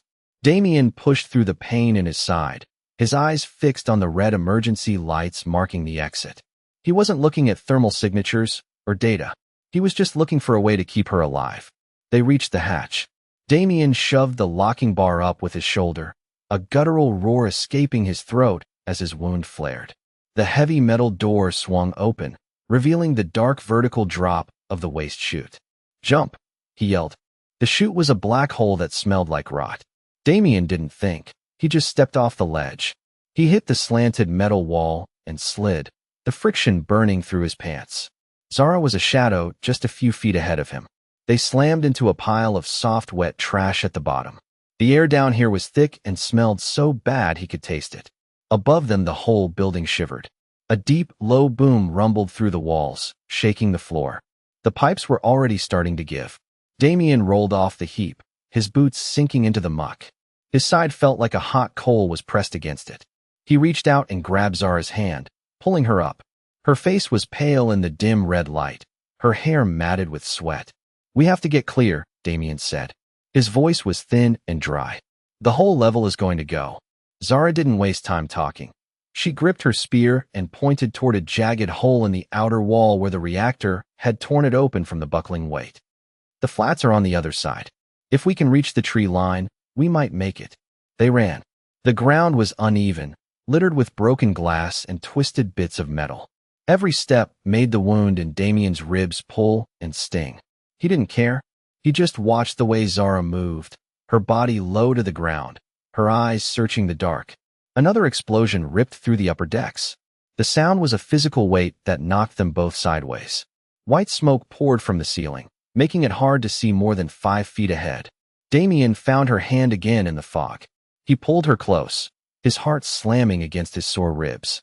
They reached the hole in the wall and scrambled out into the cold night air. Behind them, the facility was a silhouette of fire and screaming metal. The flats were a graveyard of rusted metal and old bones. Behind them, the facility groaned. A bright orange flash lit up the sky as another section of the roof caved in, sending flames everywhere. "Don't look back," Damien grunted. He stumbled, his boots catching on a piece of jagged metal on the ground. Zara caught him by the elbow, her grip tight. They ran, their shadows stretching long across the dirt. The air was cold, but Damien's breath came in short and ragged. The wound in his side was a heavy throb. He could feel fresh blood soaking into his waistband. There was no time to stop. "The trees," Zara pointed with her spear. They were halfway across the open ground when a high-pitched scream tore through the air. A Vexra scout ship dropped out of the smoke, its blue searchlight snapping onto them instantly. It didn't pass over. It locked on. "They see us," Zara yelled. The ship didn't fire at them. It flared its engines, kicking up a wall of red dust as it slammed onto the ground 50 yards ahead, blocking their path to the trees. The side hatch hissed open before the struts even settled. 2 Vexra guards in matte black armor leaped out. They didn't have the long sensory slits of the hunters. Their helmets were smooth cold glass. They raised their pulse rifles, the barrels glowing with a faint blue charge. "Split up," Damien barked. He didn't head for cover. He ran straight at the closest guard. His side screamed, but he pushed the pain down into a dark corner of his mind. He was a soldier, and he knew that at this range the only way to beat a rifle was to get inside the reach of the barrel. The guard fired. A bolt of blue energy hissed past Damien's ear. He didn't flinch. He lunged, driving his shoulder into the guard's chest and slamming him back against the hull of the ship. The guard didn't have time to pull the trigger. Damien was on him before the rifle could cycle. He grabbed the hot barrel and shoved it up as a blue bolt hissed into the sky. Damien drove the stone spike in the guard's neck. He felt the resistance of the suit give way, and the alien slumped into the dirt with a heavy thud. Zara was 10 feet to his left. The second guard swung his rifle like a club, but she dived under the arc. She thrust the limestone spear up and caught the Vexra in the center of the chest. Blue fluid sprayed the red flats as the guard went down hard. She didn't stay to watch him die. She looked at the tree line and started moving. "Run," Damien grunted. They bolted. The flats were wide and open. Every step was a sharp pain in Damien's ribs. The wound was open again, his shirt wet with blood and sticking to his skin. He kept his eyes on the dark brush ahead, listening to the sound of Zara's boots hitting the hard earth beside him. They weren't looking back at the ship or the facility. They just ran. The sky went white. A second later, a roar hit that felt like the planet was cracking in half. The facility vanished in a ball of fire that swallowed the horizon and turned the night into a blinding light. The sound was a physical weight that slammed into Damien's back and stole the air from his lungs. The heat hit them a second later. They were at the edge of the brush when the shockwave caught them. The force of it threw Damien forward. He hit the dirt, his hands coming up to cover his head as he rolled into a shallow dip in the ground. He pressed his face into the dirt as the wall of heat and ash screamed over them, burying the flats in a mountain of gray smoke. Damien stood on the edge of the new crater, his boots sinking into the gray ash that used to be soil. His ears were still ringing, but the silence that followed the blast was heavier than the noise. In front of him, the facility was a blackened husk. The gate, the thing that had let the Vexra bleed this world dry, was gone. Zara stepped up beside him. She looked at the wreckage, then to him. There was no celebration in her face, just a grim kind of shock. She reached out and gripped his shoulder, her nails digging into the skin of his bare arm. "You did it," she said. Her voice was raspy from the smoke. "My people. We have fought them since the stars fell. We have died by the hundreds just to scratch their armor. But this? You just cut the throat of the beast, Damien. It's not dead yet." Damien said. He looked at the wreckage. "Maybe not, but it is bleeding." She turned him away from the fire. "We can't stay here. The sweepers will be blind for an hour, maybe two. We head for the ruins." They began to move. The trek was steady. As they walked, Damien kept his focus on the terrain, occasionally tightening his focus to check the ridgelines. "It's the medicine, isn't it? What you used that day to patch yourself?" Zara asked, keeping pace with him. "I don't know what it is," Damien said.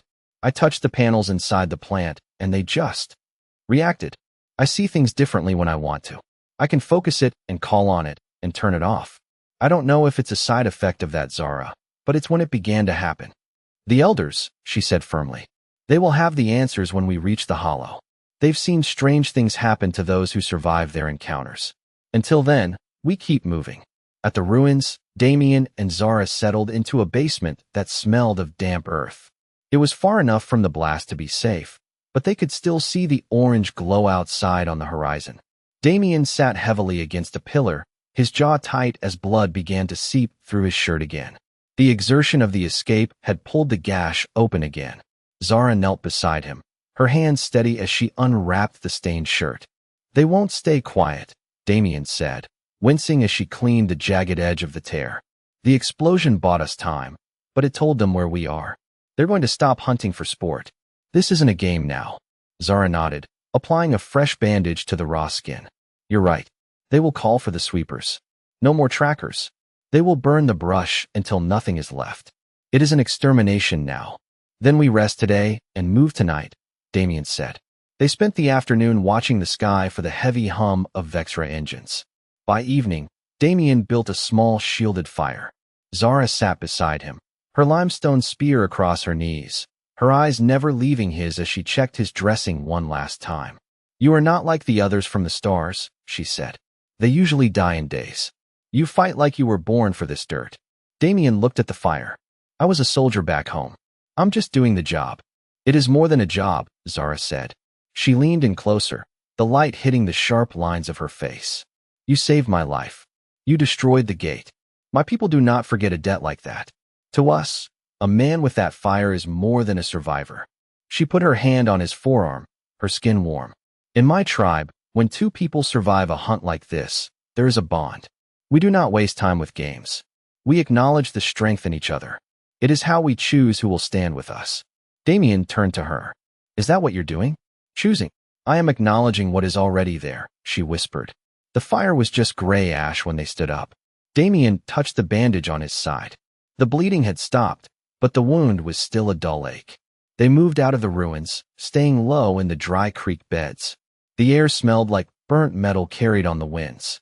"The hollow isn't just a camp," Zara said. Her voice was low as they walked over the rocks. "It's where the people who didn't break went to hide. We used to live on the plains. When the Vexra came, they didn't just kill us. They tried to take us. Those who got away went into the caves." Damien kept his hand near his knife, watching the hills. "How many are left?" "Enough to fight, but not enough to win," she said. "We have lived in the dark for a long time. We hid so we wouldn't die out. My father found the hollow first. He carved marks in the stone to show others the way. He died killing one of the trackers. He would have liked you. He liked men who knew how to fight without being told." They climbed a small hill and looked back. The sky was full of small lights. Vexra sweepers were moving in a straight line, searching the ground. "The people at the camp are afraid," Zara said. They have seen people from the stars before. Usually, those people just bring the hunters with them. They will see you as a threat. But I will tell them you broke the gate. I will tell them you are. With me? What if they don't listen? He asked. Then we deal with that when it happens, she said. But once you are in the hollow, you aren't a stranger. You're one of us. Damien looked at the lights in the sky. Good. I'm done running. The air grew hot as they reached the volcanic vents. Thick plumes of steam and sulfur rose from cracks in the black rock, the smell of rotten eggs thick. It was a hellish place to walk, but the heat coming off the ground was exactly what they needed. It would wash out their body heat, making them invisible to any Vexra sensors looking down from above. Stay close to the steam, Zara warned, pulling a damp cloth over her nose and mouth. The heat will hide us, but the gas will kill you if you breathe too much of it. Damien nodded and pulled his torn shirt up over his face. The ground was hot through his boots. Every step felt like walking on smoldering embers. He looked up through the haze. High above, a Vexra sweeper drifted by, its red eye scanning the terrain. It paused over the vents, lingered for a second, and then moved on. The trick worked. They pushed through the heat for another hour until the ground leveled out into a cold, rocky plateau. The facility was miles behind them now, lost in the smoke. Damien stopped to catch his breath, his lungs burning from the sulfur. We're clear for now, he said, dropping his mask. Zara stood beside him, looking toward the dark mountains in the north. The hollow is through those peaks. It is a hard climb, and the Vexra will be thick on the main passes. We will have to take the hidden paths. She looked at him, her eyes tracing the line of his jaw in the moonlight. You did well today, Damien. Most men would have collapsed in those vents. I've been in worse places. As he looked at her, seeing the strength in her posture, he didn't feel like a stranger anymore. He felt like a man with a purpose. Get some sleep, Zara said, nodding toward a small overhang. Tomorrow, the walk begins. And the Vexra won't be the only thing we have to worry about. Damien lay down on the hard stone, his hand resting on the hilt of his knife. He watched the stars for a moment before his eyes finally closed. The night had brought rain, something Damien noticed hadn't happened since he has been on this world. As dawn broke, they were already moving. The jungle was a wall of tangled vines and wet leaves. The plants here felt aggressive, like they would trip you on purpose. The air was thick and heavy, making every breath feel like a chore. Damien led the way for a while, hacking through the thickest brush with his knife until his arm burned. They reached a steep ravine where the ground had washed away, leaving a drop-off of slick mud and jagged rocks. Damien climbed down first, digging his boots into the soft earth to find a foothold. Halfway down, his foot slipped on a patch of wet moss. He started to slide, his weight pulling him toward a sharp drop. Before he could fall, a hand clamped onto his wrist. Zara was anchored to a thick root above him, her muscles straining as she held his full weight. Her grip was like iron. She didn't say a word, just hauled him back toward the stable ground until he could get his footing again. Thanks, Damien grunted, wiping mud from his palms. Don't thank me, Zara said, sliding down to join him. Just watch where you put your feet. The rain from last night made the clay turn to grease. A few miles later, the roles flipped. They were crossing a fast-moving stream when Zara's lead foot caught a submerged rock. She stumbled, the current pulling at her legs. Damien reached out and caught her by the waist, steadying her against the rush of the water. He didn't let go until they were both on the dry bank. She leaned against a tree, catching her breath. She looked at his hand, still near her arm, and then up at his face. There was no embarrassment, just a quiet acknowledgement of the fact that they were keeping each other alive. We're getting better at this, Damien said. We have to be, she replied. She reached over and brushed a leaf off his shoulder. It was a small gesture, but it lingered a second longer than it needed to. The jungle ended and the rock began. A rhythmic scraping sound echoed off the cliffside, metal claws dragging over stone. Damien stopped. He focused his sight, and the world bled into thermal gray. He saw the white heat of a scout pushing through the brush 50 yards ahead. He grabbed Zara's arm and shoved her into a shallow ravine of ice-cold water.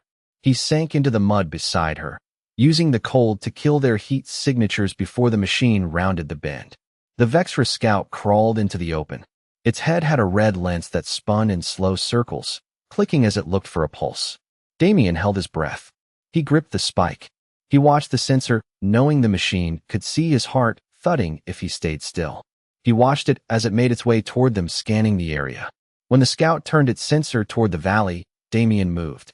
He scrambled out of the mud and threw himself onto the machine's back. The scout bucked, its metal legs digging grooves into the stone. Damien wrapped one arm around it and stabbed down. The knife's point hit the neck and pierced through the seal. He used the jagged base of the stone to saw through the wiring in the gap. The machine let out a high whine and slammed its side against a boulder. Damien hit the ground hard, the wind leaving his lungs. Zara stepped in and rammed her limestone spear into the hole Damien had started. She leaned in with her weight, twisting it until the red light flickered and went dark. Damien got up, clutching his side. Zara hauled him up. "They're closing in," she said. They pushed higher into the rocks. "Your people," Damien said. "Are they going to kill me?" "Maybe. They hate anything from the sky. They think you're a trap." "I'm not a trap. I know that. I've picked you. You're staying with me. But they will try to break you. We stay together, or they kill you. Understand?" Damien looked at the blood on his knuckles.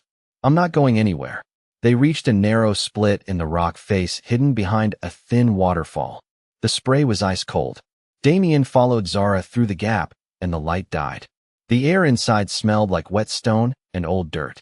He kept his hand on the wall to find his way until the tunnel opened up. He focused his sight. The cavern was a mess of cold thermal blues. He heard the scrape of feet on stone.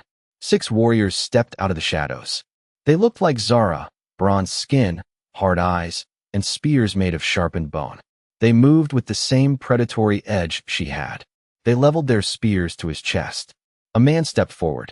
He was taller than the rest, his skin covered in white scars that stood out against his dark flesh. He didn't look at Zara. He walked close enough for Damien to smell the salt and iron on him. The man sniffed the air, then spat on the ground. "Skyman," the man said. "He's with me, Kale," Zara said. She stepped in front of Damien, her spear held steady. "He is a warrior. He's the reason I'm standing here. I'd be dead without him." Kale didn't back down. He reached out and touched the drying blood on Damien's shirt. "The sky brings the hunters. If he stays, the hunters come to our door." "The hunters are already coming," Damien said. He didn't move, but he was ready. "The scout saw us. I'm sure it sent a signal before we grounded it." The warriors shifted, their spears twitching. Kale looked at Zara, then back to Damien. He leaned in, his eyes fixed on Damien's face. "We will see what you are," Kale said. "If you're a lure, I'll carve the sky out of you myself. Prove yourself now." Zara looked at Damien. "I told you. Let's get on with it then," Damien said. Kale gestured with his bone spear toward the back of the cavern. "Take him to the pit. We see if he talks or if he just dies."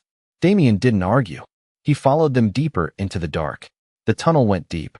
The walls were slick with moisture, and the air grew thick with the smell of wood smoke and stink. Kale led the way, his bone spear tapping a steady rhythm against the stone.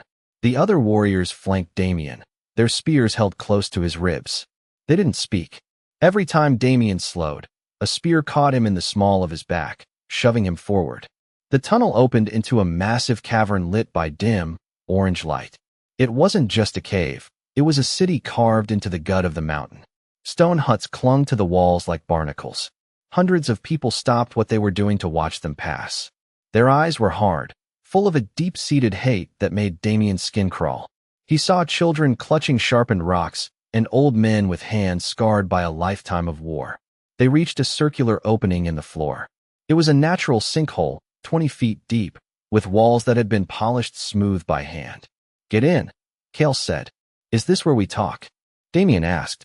Kale didn't answer. He lunged forward, the butt of his spear catching Damien in the chest. Damien stumbled back, his boots slipping on the edge. He hit the bottom hard. The impact shook his teeth and sent a flare of pain through his bruised ribs. He rolled to his feet, hands curled into fists, but there was no one to hit. He looked up. Kale and the others were looking down at him. Zara stood off to the side, her face unreadable in the flickering light. "The Skyman has many things," Kale called out to the crowd gathering at the edge. "He has the blood of our enemies on him, but he carries their scent. He says he is a warrior. We will see if the stone accepts him." They threw his weapon down, and it landed in the dirt. "Wait," Zara said, her voice echoing. Kale ignored her. He looked at him. If you are still alive when the sun hits the peak, we will listen. Until then, you belong to the pit. The crowd above began to thin, leaving only a few guards and the flickering orange glow of the light. Damien sat on the dirt floor, leaning his back against the smooth stone. He reached for the spike and tucked it into his belt. His ribs pained with every breath. He focused his sight, watching the heat signatures of the guards moving overhead. They weren't leaving. An hour passed before the first stone hit him. It was small, a jagged piece of shale that cut his shoulder. He didn't move. He didn't look up. Then came another, larger this time, catching him on the thigh. This wasn't an interrogation of words. They were waiting for him to break or to lash out or to beg. Cale appeared at the edge. He held a heavy earthen jar. Without a word, he tipped it over. A thick, pungent oil poured down, drenching Damien's hair and shoulders. It smelled like rancid fat and lye. It burned where it touched the open cuts on his face. The Vexret don't feel the sting of the earth, Cale shouted down. They don't bleed like we bleed. Are you a man, or are you a shell? Cale tossed a small torch into the pit. It landed a few feet from Damien, the flame licking at the dirt. The oil on Damien's skin was flammable. He could feel the heat radiating off the small fire. One wrong move, and he would be a pillar of smoke. He stayed perfectly still, his eyes locked on the torch. The oil began to blister his skin. The pain was a dull roar in his head, but he kept his breathing steady. He looked up at Cale.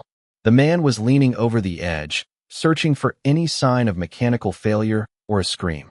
I've bled more for this world in a week than you have in a lifetime, Damien said, his voice flat and rasping. Cale's face twisted.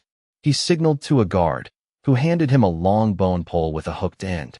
He lowered it into the pit and caught Damien's shirt, jerking him toward the fire. He dug his heels into the dirt, resisting the pull. He didn't fight the man. He fought the instinct to panic.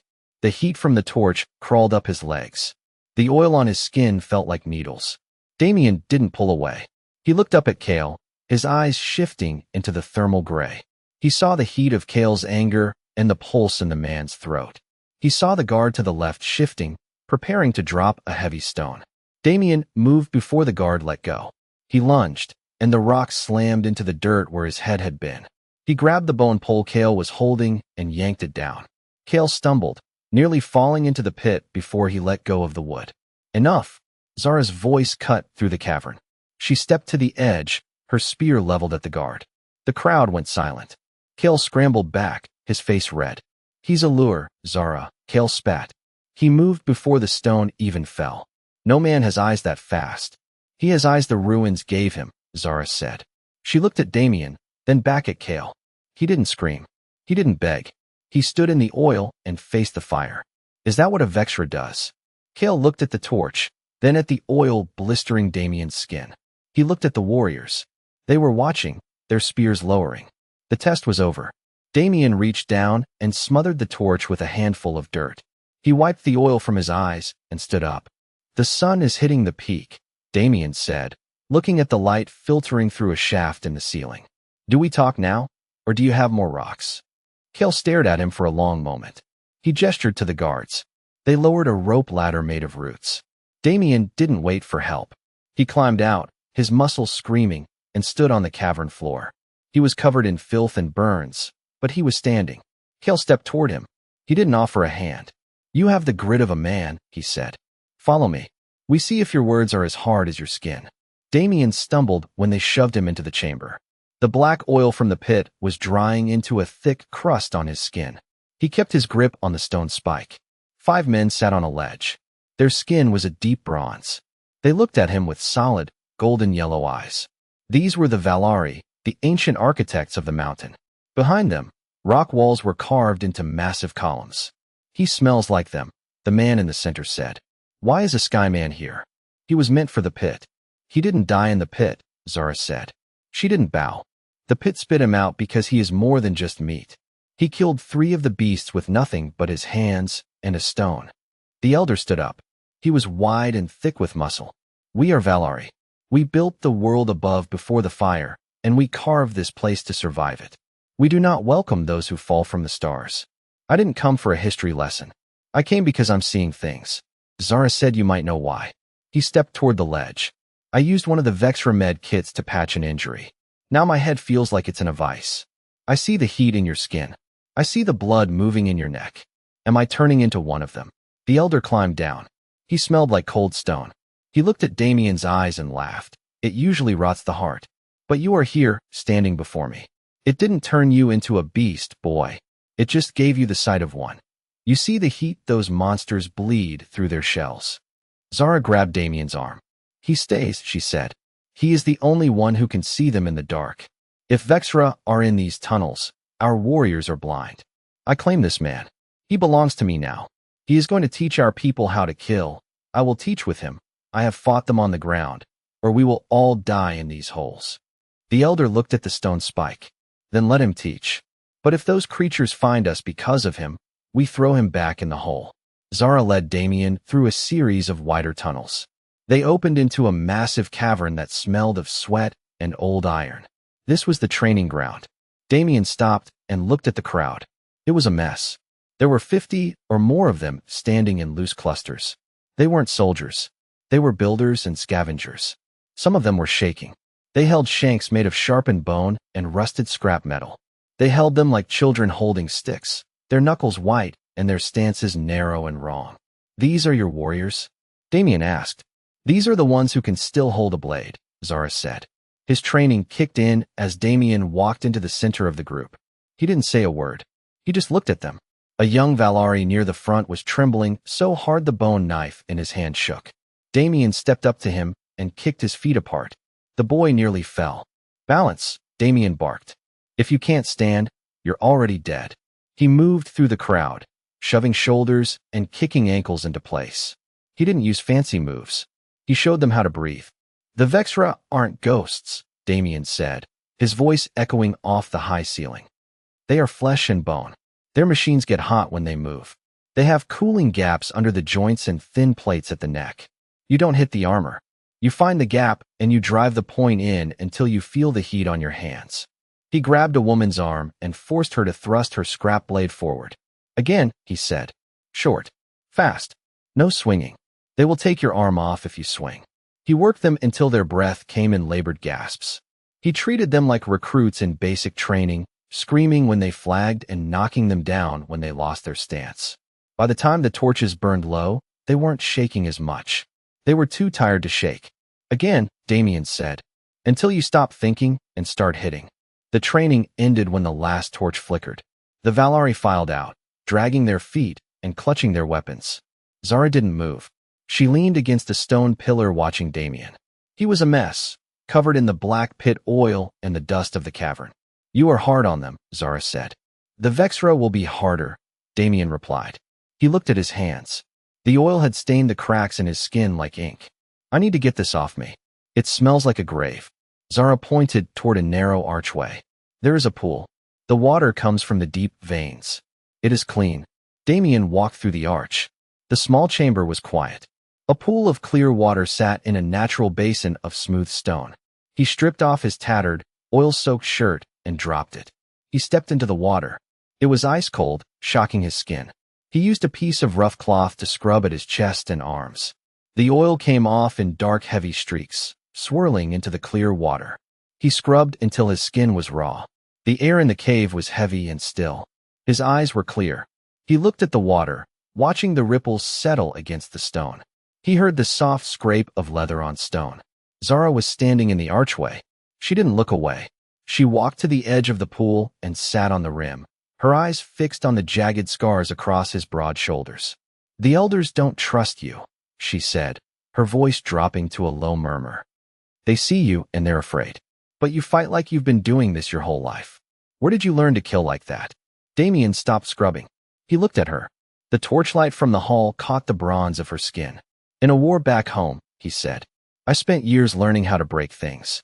I just never thought it would be the only thing that kept me breathing down here. Damien didn't move. He sat in the cold water. Zara didn't look away from his scars. There was no shame in her gaze, just a hard recognition of the same violence she carried in her own bones. She saw the marks of the war and recognized the toll they had taken. The war you fought, she said, her voice a low whisper. Was it for a cave or for a woman? Damien leaned his head back against the rim. The stone was freezing. It was for nothing. I didn't have anyone waiting for me when I left, and no one to go back to when it was over. I was a tool they used until I broke. Zara stood and walked to the edge of the water. She knelt down, her face inches from his. He felt the heat radiating from her body, a sharp contrast to the ice water. She reached out and gripped his chin, forcing him to look at her. Her skin was rough, calloused from a life spent in the dirt. You have no one. That makes you mine. A man with nothing to lose belongs to the person who gives him a reason to fight. Damien reached up. He wrapped his hand around the back of her head. He pulled her forward.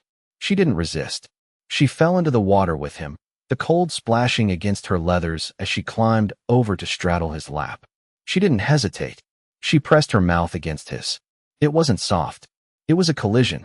Her hands dug into his wet shoulders, her nails marking his skin, and Damien gripped her waist, pulling her flush against his chest.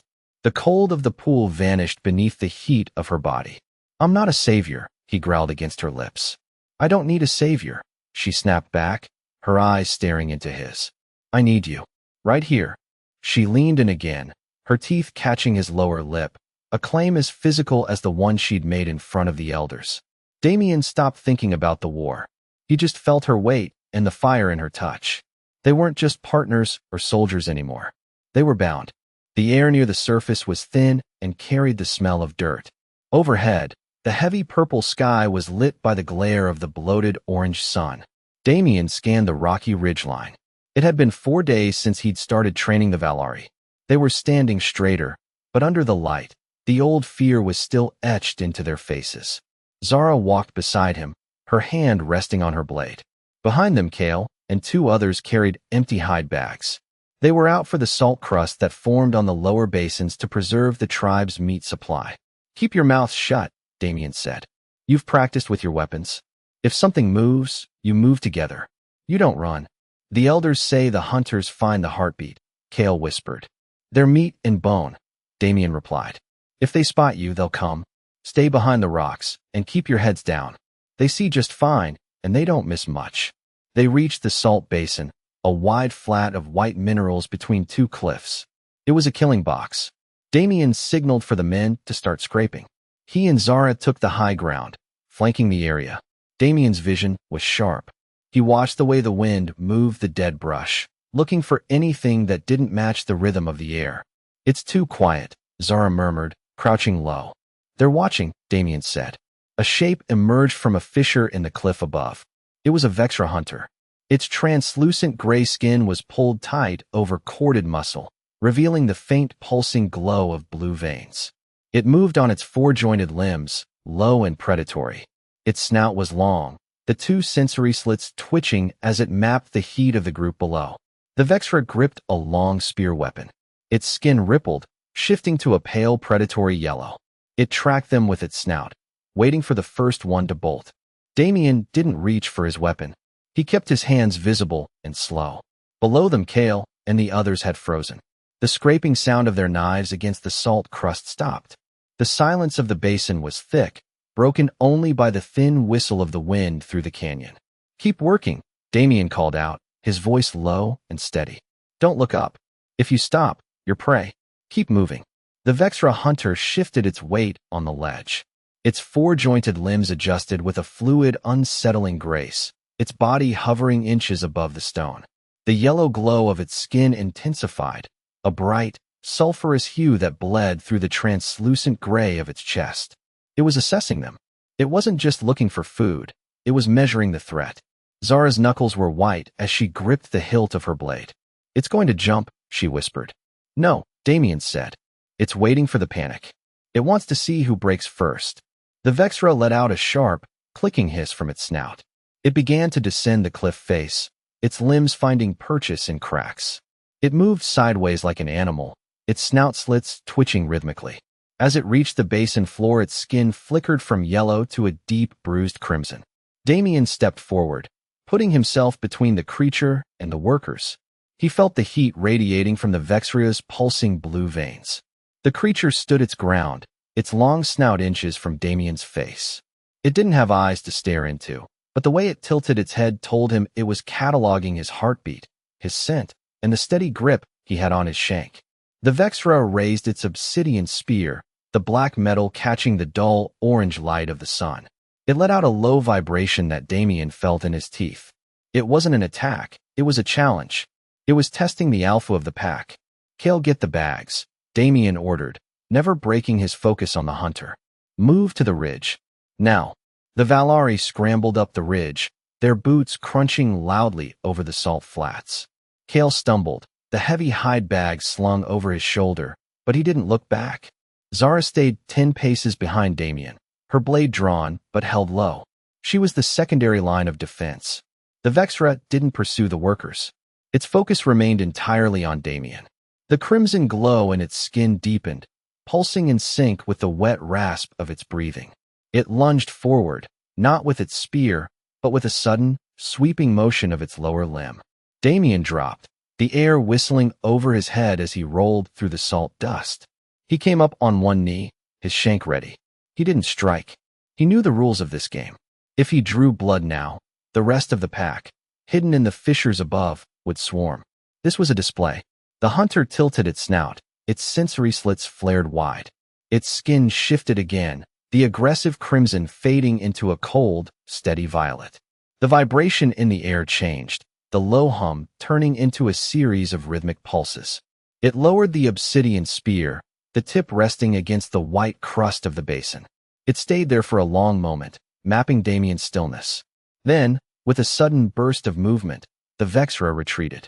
It scaled the sheer cliff face using its four-jointed limbs with terrifying speed, vanishing into the shadows of the higher crags. "Why did it stop?"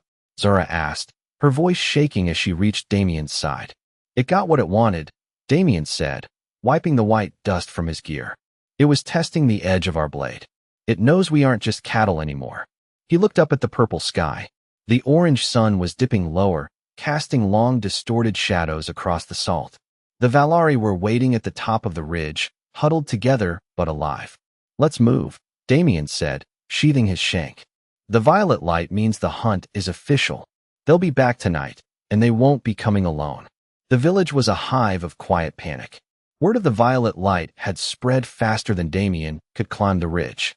By the time he reached the main cavern, the elders were already huddled in a circle, their voices a frantic whisper that echoed off the damp stone walls.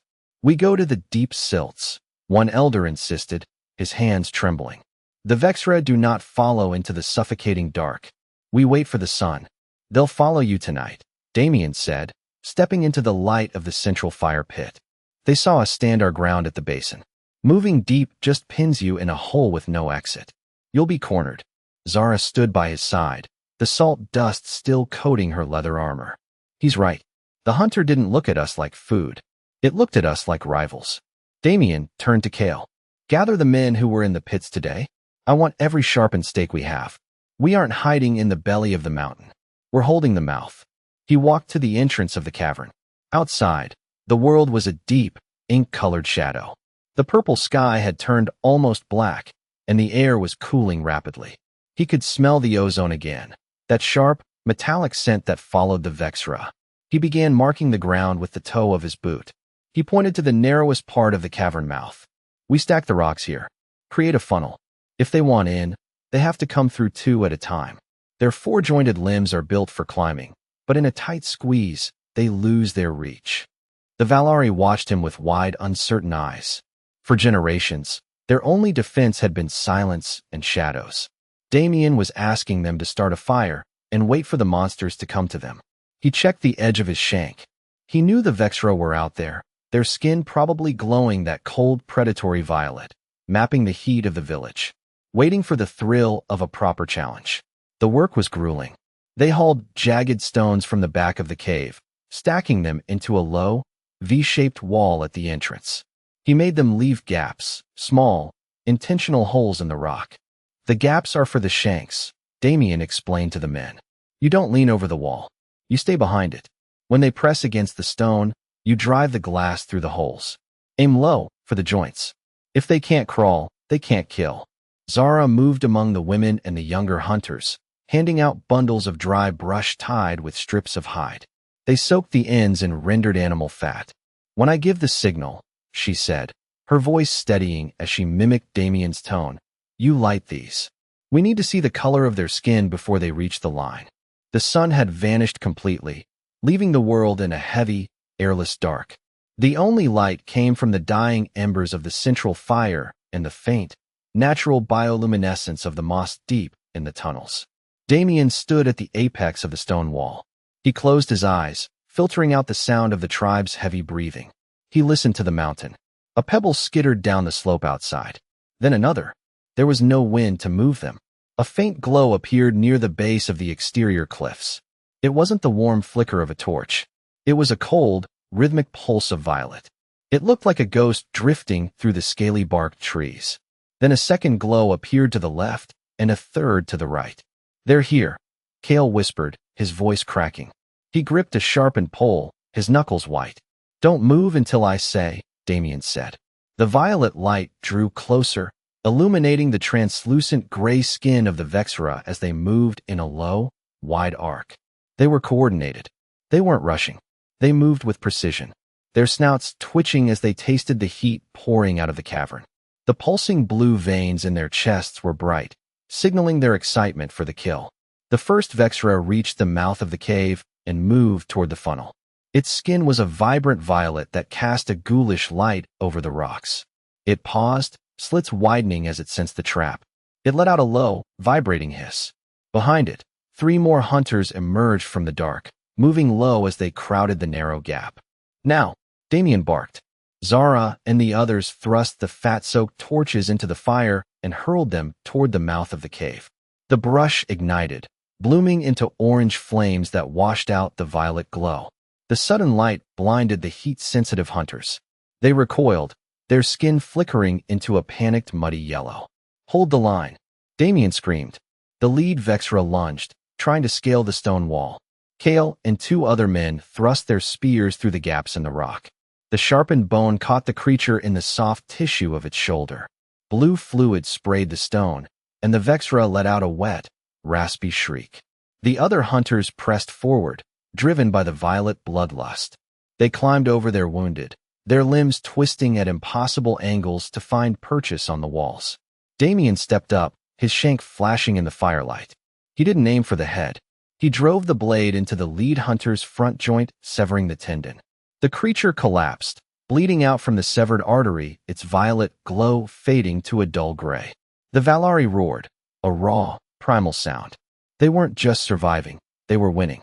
The remaining hunters saw the pile of their own dead and the wall of fire.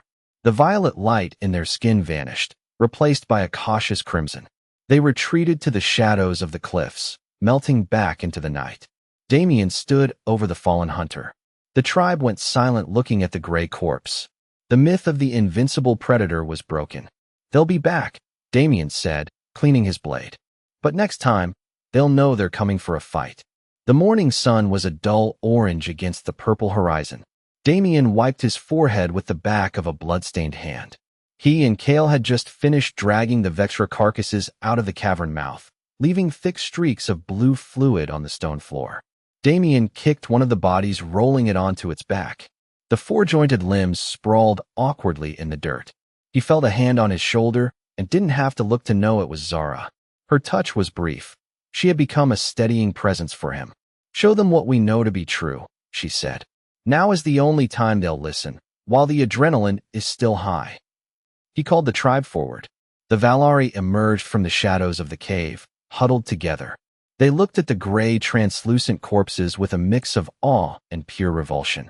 Damien didn't waste time. He knelt by the first hunter and drove his shank into the center of its chest, carving a jagged cut down to the abdomen. Look, Damien commanded. He peeled back the skin, revealing dark organs and a rib cage made of a dense honeycombed material. It's not a ghost. It's not a curse. It's a bag of meat, just like a crawler or any predator found in your world. He sliced through a thick tendon in the leg. They move fast, but if you cut here, they drop. They bleed out, just like you do. They're biological. Zara stepped up beside him, her eyes resolute. I have fought many cycles against them. We feared them because we didn't understand them. Damien showed us they can die. These 2 are proof. Kale looked at the blue gore on Damien's hands. But there are so many of them, Damien. For everyone we kill to replace it. That's because you're here hiding from them, Damien said, standing up and meeting Zara's gaze. He saw the flicker of worry, but also the steel. If you stay in this hole, you're just waiting for the butcher. We have to stop being the prey. The lead elder, Malachar, stepped forward, his face a map of deep lines and old scars. He looked at the mangled Vexra corpse with a bitterness that went back generations. You talk of stopping the butcher, Damien, but you do not know the size of the blade. Then tell me, Damien said. He wiped his blade on a patch of dry moss, his eyes locked on the old man.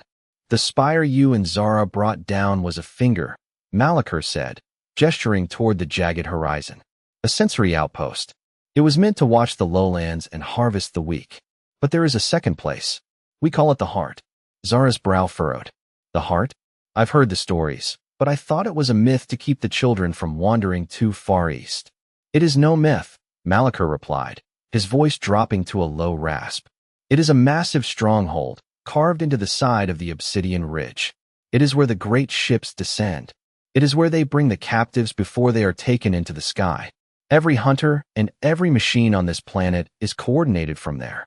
It is the brain of their hive. Damien felt a knot tighten in his gut. He had thought the first spire was the main objective. He had poked a hornet's nest thinking he'd burn the hive.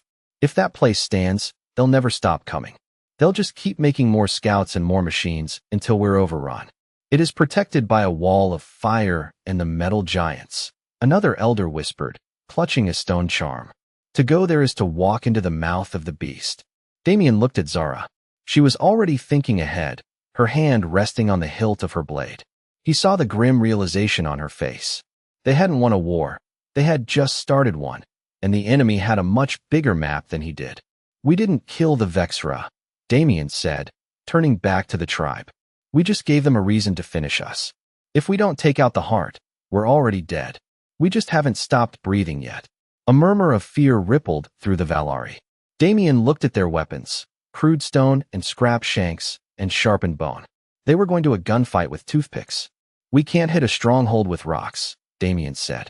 If we're going to the heart, we need their steel. We need weapons that don't break. Zara stood shoulder to shoulder with him. The elders know where they dumped the broken things, she said, looking at Malachar. The waste site near the sulfur flats. The Vexra discard damaged tech there because they do not value what is broken. Malachar nodded slowly. The scrapyard. It is a graveyard of metal and black obsidian. But it is guarded by scavengers, the eyeless machines that never sleep. I've dealt with machines before, Damien said. He looked at Kale and the fighters from the funnel. You've seen these things bleed. You've seen they can be outsmarted. Do you want to spend your lives hiding in the dark, waiting for the violet light? Or do you want the surface back? Kale stepped forward first, gripping his spear. I'm tired of the caves. I'm tired of the smell of damp stone and filth. One by one, the younger Valari moved toward Damien and Zara. It wasn't the blind bravery of a mob. It was the resolve of people with nothing left to lose. The elders saw the shift, a dangerous, sharp-edged hope, and knew they couldn't stop it. Malachar sighed, the weight of his years sagging his shoulders. We will guide you to the sulfur flats, the old man said. If there is a way to arm our people from the Vexra's own garbage, we will do it. But know this, Damien, once we step onto that path, there is no coming back to these caves. Damien reached out and took Zara's hand. Her grip was like iron. Good, he said. You're done living in holes. The orange sun was high when the second wave arrived. A mechanical shriek echoed off the canyon walls, followed by the heavy thud of metal on stone. Damien shoved the Valari back toward the cave. Get behind the wall, he shouted. Two Vexra hunters crested the ridge, their skin pulsing violet. Behind them was a stalker, taller, its limbs reinforced with metal plates bolted into the bone. It carried a heavy launcher, hissing with energy. Beside it, a mechanical scavenger skittered on 6 legs, its sensor spinning to map the cave. The machines, Kale whispered. The stalker fired. A bolt of superheated energy slammed into the stone wall, spraying shards. Damien didn't wait. He lunged, staying low. He timed the machine's sensor sweep and drove his shank into the scavenger's eye. The lens shattered. The machine spasmed, its legs kicking uselessly. The stalker swung its launcher toward him, but Zara was already in the air. She leapt from a ledge, her blade guided by momentum. She buried her spear into the gap between the stalker's neck and armor. Blue fluid erupted in a geyser. Damien slammed his shoulder into the stalker, unbalancing it. He grabbed its weapon, twisting the hot barrel until the creature's grip snapped. With a roar, he drove his shank into the stalker's primary lung. The violet glow in its chest flickered and died. The remaining hunters, seeing their heavy support dismantled, screeched and fled toward the flats. Zara's spear shot through the air into the back of one of the hunters, taking it down in a hiss of blood. Damien stood over the wreckage, scorched and covered in blue slime. He looked at the tribe. The elders stood at the cave's edge, eyes wide. They hadn't just seen a fight. They had seen a slaughter. Malachar stepped into the light, looking at the dead stalker. He raised his hand, signaling the end of the debate. "The path to the heart is open," the elder declared. "We leave at dusk." As dusk faded into the night, the sulfur flats that lay ahead of them were a graveyard of yellow mist and jagged stone. As the orange sun dipped away, the world turned into a void of crushing blackness. For the Valari, the darkness was a wall. For Damien, it was a map of thermal ghosts. He moved at the head of the column, his eyes locked in a grayscale world. The rocks were cold, dark charcoal shapes, while the volcanic vents hissed with white-hot heat. He could see the warm, rhythmic pulses of the tribe behind him, dozens of glowing silhouettes navigating the treacherous ground. Zara walked close enough that their shoulders brushed. In this sight, she was a bright, steady heat, a constant in the gray. "The mist is getting thicker," she whispered, her hand instinctively finding the crook of his elbow to stay oriented. "The elders say the sulfur can burn the lungs if we veer too far east." "Stay on my heels," Damien said. He adjusted his pace, feeling the weight of her trust. "There's a heat plume 20 yards up. Stay left of the jagged rise." He looked back at the elders.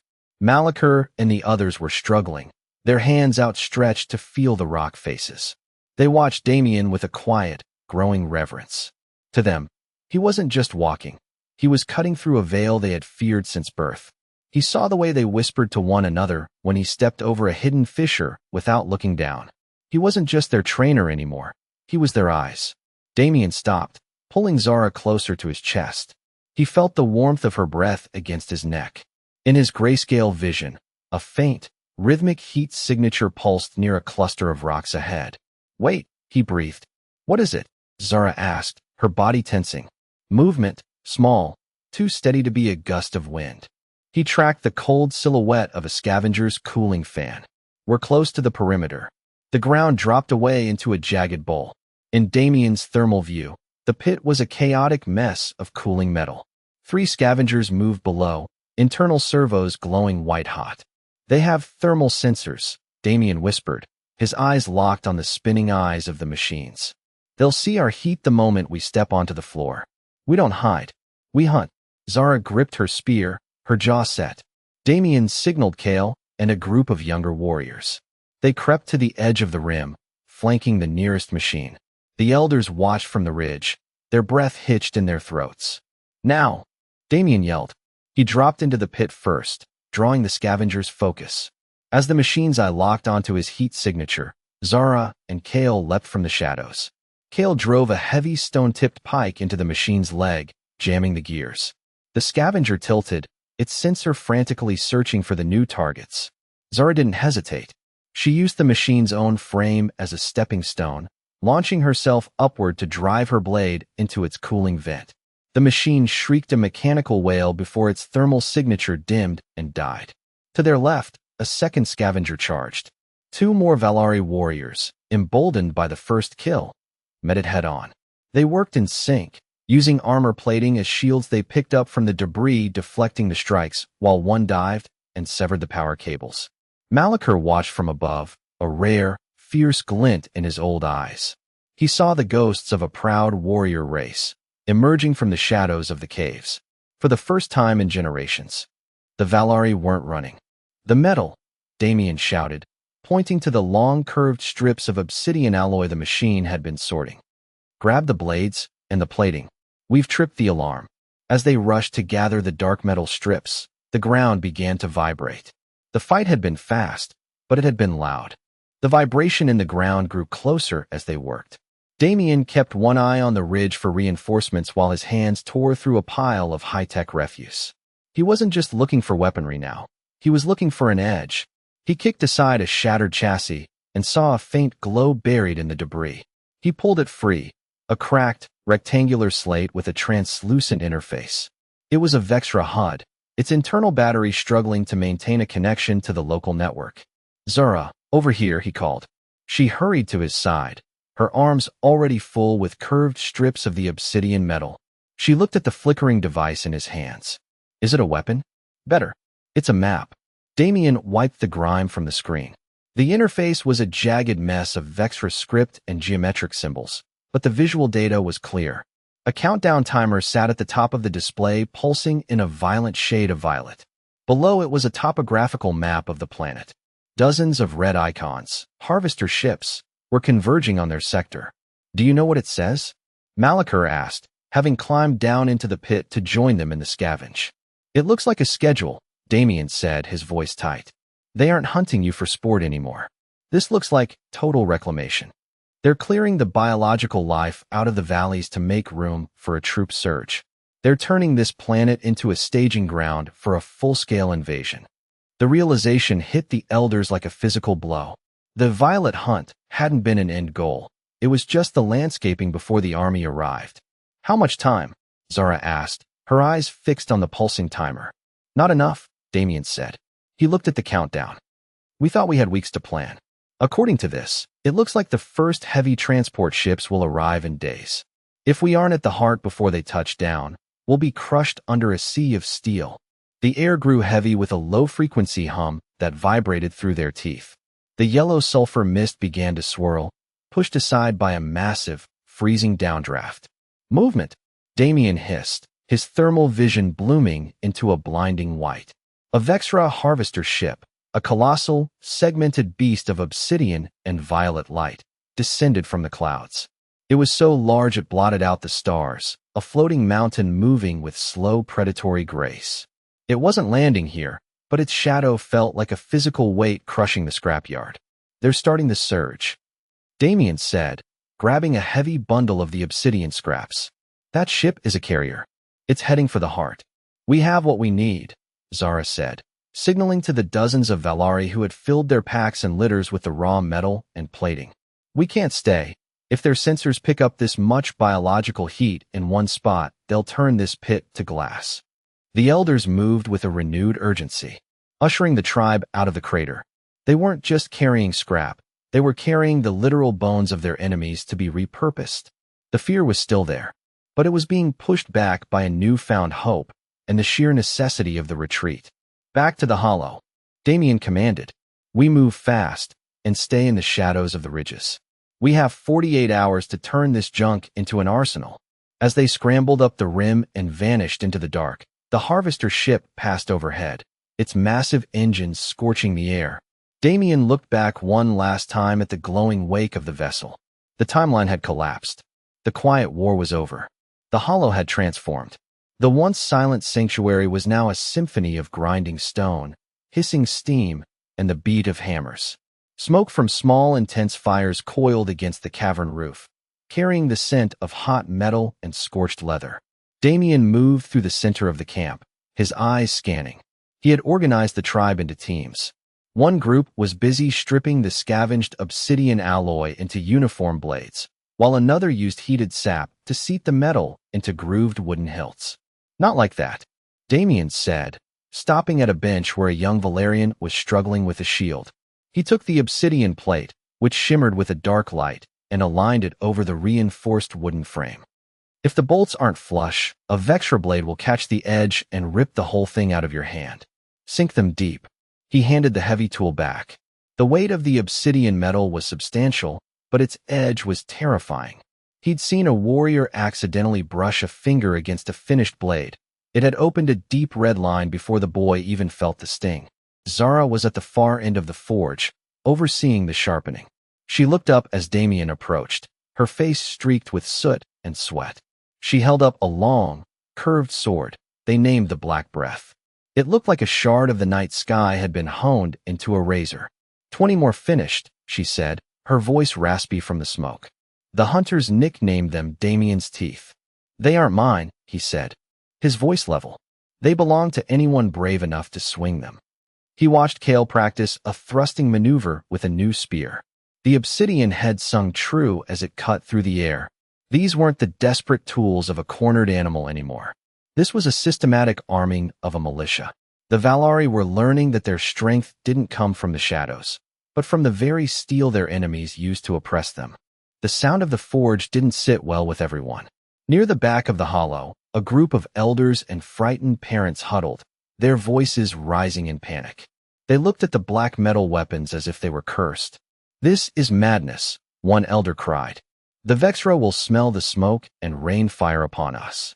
We should be moving into the deep of the caves, not making toys out of their scrap." A crowd gathered, fear threatening to undo the morning's progress. But then Malachur stepped into the center. He was covered in sulfur dust, his robes torn, but he stood straighter than he had in years. "Silence!"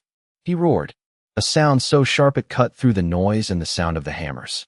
He looked at the fearful faces, then pointed at Kale and the young fighters.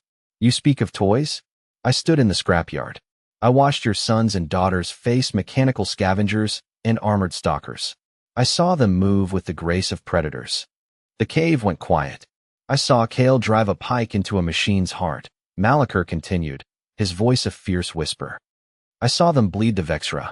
They did not run or hide like rats. They fought, and they won. For the first time since the sky turned violet, I did not see prey. I saw Valari." Another elder who had been at the pit with them stepped forward. "I watched two young warriors work as a team. Without fear, they took down what we thought we could not. Damien has shown us the metal can be broken. He has shown us our pride is not dead, only buried. We will not flee to starve in the mud. We will follow the man who gave us eyes to see in the dark." The dissenters looked at the ground, the weight of the testimony crushing their arguments. The fear didn't vanish, but it was replaced by a spark of resolve. They looked at Damien, and for the first time, the entire tribe pulled in the same direction. Damien stepped away from the heat of the forge, climbing a narrow trail to a ledge that overlooked the cavern floor. The orange glow of the fires danced against the jagged ceiling. Moments later, the soft scuff of leather on stone told him Zara had followed. She sat beside him, her shoulder pressing into his. "The elders spoke well," she said quietly. She looked down at the warriors below, her eyes reflecting the firelight. "You've done more than sharpen their spears, Damien. You've given them back their souls. I see the way they carry themselves now. They walk like they own the ground beneath them again." Damien stared into the dark. "I just gave them a way to fight. The rest was already there." "No," Zara said, turning to face him. She reached out, her hand resting against his cheek, her thumb brushing away a smudge of soot. "They were hollowed out by fear. You filled that space. I've loved my people my whole life, but I've never loved them as much as I do right now, seeing them stand tall. I love what you've made of my people. You have given them back pride." The weight of her words hung in the air, a rare moment of softness in a world made of hard edges. Damien leaned into her touch, his hand covering hers. For a second, the war felt a lifetime away, but then his eyes drifted back to the young faces around the fires, Kale, and others that are barely old enough to hunt. "You know the cost, Zara," Damien said, his voice dropping. "We're leading them to a fortress. Many of those people down there are laughing and eating their last meals. Tomorrow, the blood will be on my hands." Zara didn't pull away. Her grip tightened. "It was already on our hands, Damien. We were just dying slowly before. If we fall at the heart, we fall as Valari, not as cattle. That is the gift you gave us." They sat in the silence of the high ledge, two warriors sharing a final moment of peace before the butcher's bill came due. Zara stood. She pulled a weathered piece of hide from her belt. She spread it out on the stone between them. "We can't take the main valley. The Vexra have sensor towers every half-mile. We'd be spotted before we reached the ridge of the fortress." She pointed to a jagged line of peaks on the map. "There is a path. The Ghost Path. It's an old hunter's trail that cuts through the high spires. It's narrow, and the air is thin, but it leads directly to a ledge overlooking the rear of the Obsidian Ridge. We can drop down behind their primary defense perimeter." Damien studied the map in his thermal view, visualizing the terrain. "It'll be a hard climb for the elders and the children. The elders will stay at the mouth of the pass with the young, Zara said firmly. Only the fighters go forward. This is the way it must be. They descended back into the main cavern. The atmosphere had shifted. The frantic work had stopped. The warriors stood in small groups, checking the straps on their obsidian-plated shields and testing the weight of their new blades. They weren't shouting. There was a cold military silence that Damien recognized from his own past. Malachar approached, holding a spear tipped with the dark metal. He looked at Damien and Zara, then toward the cave entrance where the purple twilight was deepening into night. The wind has changed, the elder said. The Vexra ships are landing. If we are to move, we must move now. Damien nodded. He gripped his new weapon. Legion, form up. The word legion rang through the hollow. Dozens of Valari, armed with the Black Breath, fell into a double column. They stepped out of the cave and into the biting wind of the highlands. Behind them, the elders watched with a mix of terror and pride. As they began the steep ascent toward the ghost path, the silhouette of the heart formed in the distance, pulsing with a low, violet light. The march had begun. The air at the summit was thin. The yellow sulfur was replaced by a biting cold that made the Valari's breath bloom in white plumes. Damien led the way, his thermal vision cutting through the mountain mist. In the grayscale world, the rocks were dead voids, but the bodies of the warriors were a steady, moving heat. Watch the ledge, Damien whispered, his voice barely carrying over the wind. The frost has made the path slick. Use your weapons for balance. The ghost path was barely a foot wide, a ribbon of stone pressed against a sheer mountain face. Zara moved behind him, her obsidian-plated shield slung over her back. She looked once into the abyss where purple clouds swirled thousands of feet below, then fixed her eyes on the center of Damien's back. The physical toll was evident. The warriors were weighted down by the heavy alloy. Their muscles were stiff from the cold.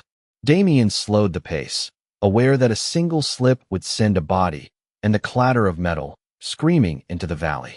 Heads down, Damien hissed, pulling Zara into the shadow of an overhang. He signaled the column to freeze. A rhythmic hum pulsed through the air. A Vexra drone, its eye glowing, drifted out of the mist 50 yards away. It scanned the ridge, its sensor beam skipping over the frost-covered stone. Damien held his breath, pressing Zara into the rock. The Valari went still, their dark metal shields blending into the shadows. The drone lingered, the hum of its anti-gravity drive vibrating in Damien's teeth. He watched the thermal signature of the machine's engine. If it turned 10 degrees, it would pick up the heat of 40 bodies. The drone hovered, hesitated, and then banked toward the valley floor, disappearing into the haze. Move, Damien breathed, his heart hammering. Before the next sweep, the path tightened further as they rounded a jagged spire. The stone here was brittle, worn thin by centuries of scouring winds. Damien felt the vibration before he heard the sound, a grinding crack from beneath the boots of the mid-column. Freeze, he signaled, but it was too late. A 10-foot section of the ledge disintegrated. Kale and one other warrior scrambled to escape as the ground vanished into the dark clouds below.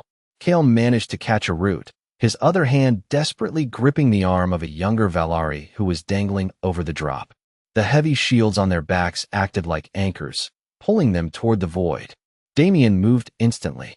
He didn't run. The vibration would have shaken the rest of the shelf loose. He slid across the frosted stone, dropping to his stomach and reaching over the edge. Don't cry out, Damien hissed, his eyes locked on Kale's terrified face. Keep your mouth shut. The younger warrior began to whimper, the sound a dangerous beacon in the silent mountain air. Zara crawled up beside Damien, grabbing his belt to anchor him. Damien reached down, his fingers locking onto Kale's wrist. With a grunt of focused effort, he hauled the first warrior up. Then, reaching further, he grabbed the young warrior by the collar of his leather tunic and wrenched him onto the stable stone. They lay there for a moment, gasping in the thin air, the silence of the mountain heavy around them. Below, the distant clatter of the fallen rocks finally stopped. Damien scanned the valley with his thermal vision. No drones alerted. No violet lights. Kale looked at the empty space where the path had been, then at the obsidian blade still strapped to his hip. He nodded to Damien, a silent trembling thanks. We jumped the gap, Damien whispered, his voice cold and steady. One at a time. Do not look down. The climb ended at a narrow notch between two stone pillars. Damien signaled for the column to stay low, and he crawled to the edge.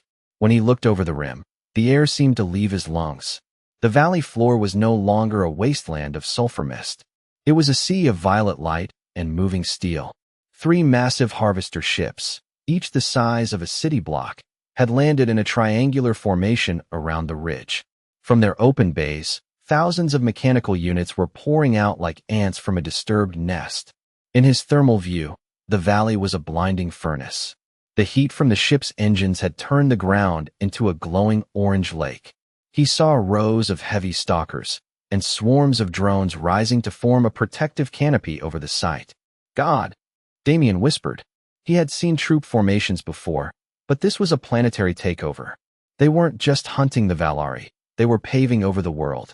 Zara crawled up beside him, her breath catching as she saw the scope of it all. They are thousands. Damien, our legion, is only 40. We can't even reach the gates. We aren't going to the gates, Damien said, his voice hardening as he focused his vision on the rear of the ridge. He tracked the flow of the violet energy. 3 massive cooling towers rose from the back of the fortress, venting superheated gas in rhythmic pulses to keep the core from melting down. They were unguarded, the Vexra clearly assuming no one would be foolish enough to scale the sheer cliffs behind them. If we breach those towers, Damien pointed to the venting ports, we don't have to fight the army. We just have to kill the heart. Zara looked at the tiny, fragile line of Valari warriors behind them, then back at the glowing fortress. The odds were impossible, but as she looked at Damien's calm, tactical face, the fear in her chest turned into a cold, sharp resolve. Lose your gear, Damien commanded, his voice a low rasp. Take only your blades, your shields, and your courage. If it doesn't help you kill, you don't carry it. The Valari obeyed in silence. They smeared dark silt over their faces and the polished edges of their weapons and shields, turning themselves into shadows. Damien checked his HUD, overlaying the thermal rhythm of the cooling towers onto the physical world. The vents hissed every 30 seconds, releasing a plume of superheated steam that obscured the rear sensors. We move with the steam, Damien told the gathered warriors. When the white cloud rises, we drop 20 feet. When it clears, you freeze. If you move when the sensors are clear, we all die. He looked at Zara. She had tied her hair back with a leather cord, her eyes hard and focused. She looked like a goddess of war born from the black stone. I won't tell you we're all coming back, Damien said, looking at the 40 men and women who had followed him into the clouds. I won't tell you it's going to be easy, but I will tell you this. Tonight, the Vexra learn what it feels like to be hunted. He turned and hooked a line around a jagged outcrop, then stepped off the ledge into the abyss. The tribe followed, a line of dark predators descending on silk-thin ropes. They hit the first metal rib of the cooling tower just as a massive vent hissed, a wall of steam swallowing them whole. Damien gripped the hot metal, his thermal vision locked on the internal hatch below. They were in the belly of the beast. He drew his heavy weapon, the obsidian edge hungry for the violet light below. For the Valari, for the sake of everything, he whispered into the steam. The hatch on the cooling tower felt like ice against Damien's palms. He signaled Kale, who jammed a scavenged piece of scrap into the seal. With a muffled groan, the door gave way. A blast of recycled air hit them. Damien stepped inside first, his boots making a dull clack on the grated floor. The interior of the ridge wasn't a building, it was a machine. Violet lights pulsed behind translucent floor panels, and the walls were covered in shifting geometric patterns that seemed to track their movement. Stay off the light panels, Damien whispered. Stick to the shadows. The warriors filed in, their eyes wide. To them, this was a ghost world. Zara moved beside Damien, her obsidian blade held low. She looked at the humming power lines and the vast open shafts that plummeted into the depths of the fortress. It feels alive, she murmured. It's an engine, Damien replied. And we're the sand in the gears. They moved through a narrow maintenance crawl space, the ceiling so low they had to hunch their shoulders. The sound of the fortress was a constant, vibrating thrum that settled in their bones. Damien's HUD flickered as the local Vexra network tried to override his systems. He ignored the static, focusing on the heat signatures ahead. A door at the end of the crawl space slid open automatically. Two Vexra units, shorter than stalkers, with multiple arms designed for repair work, were hovering over a diagnostic terminal. They didn't have weapons, but they had sensors. Before the machines could spin their central eyes toward the intruders, Zara and Kale were on them. There was no battle, only obsidian slicing through soft internal wiring. The machine sparked once and went dark.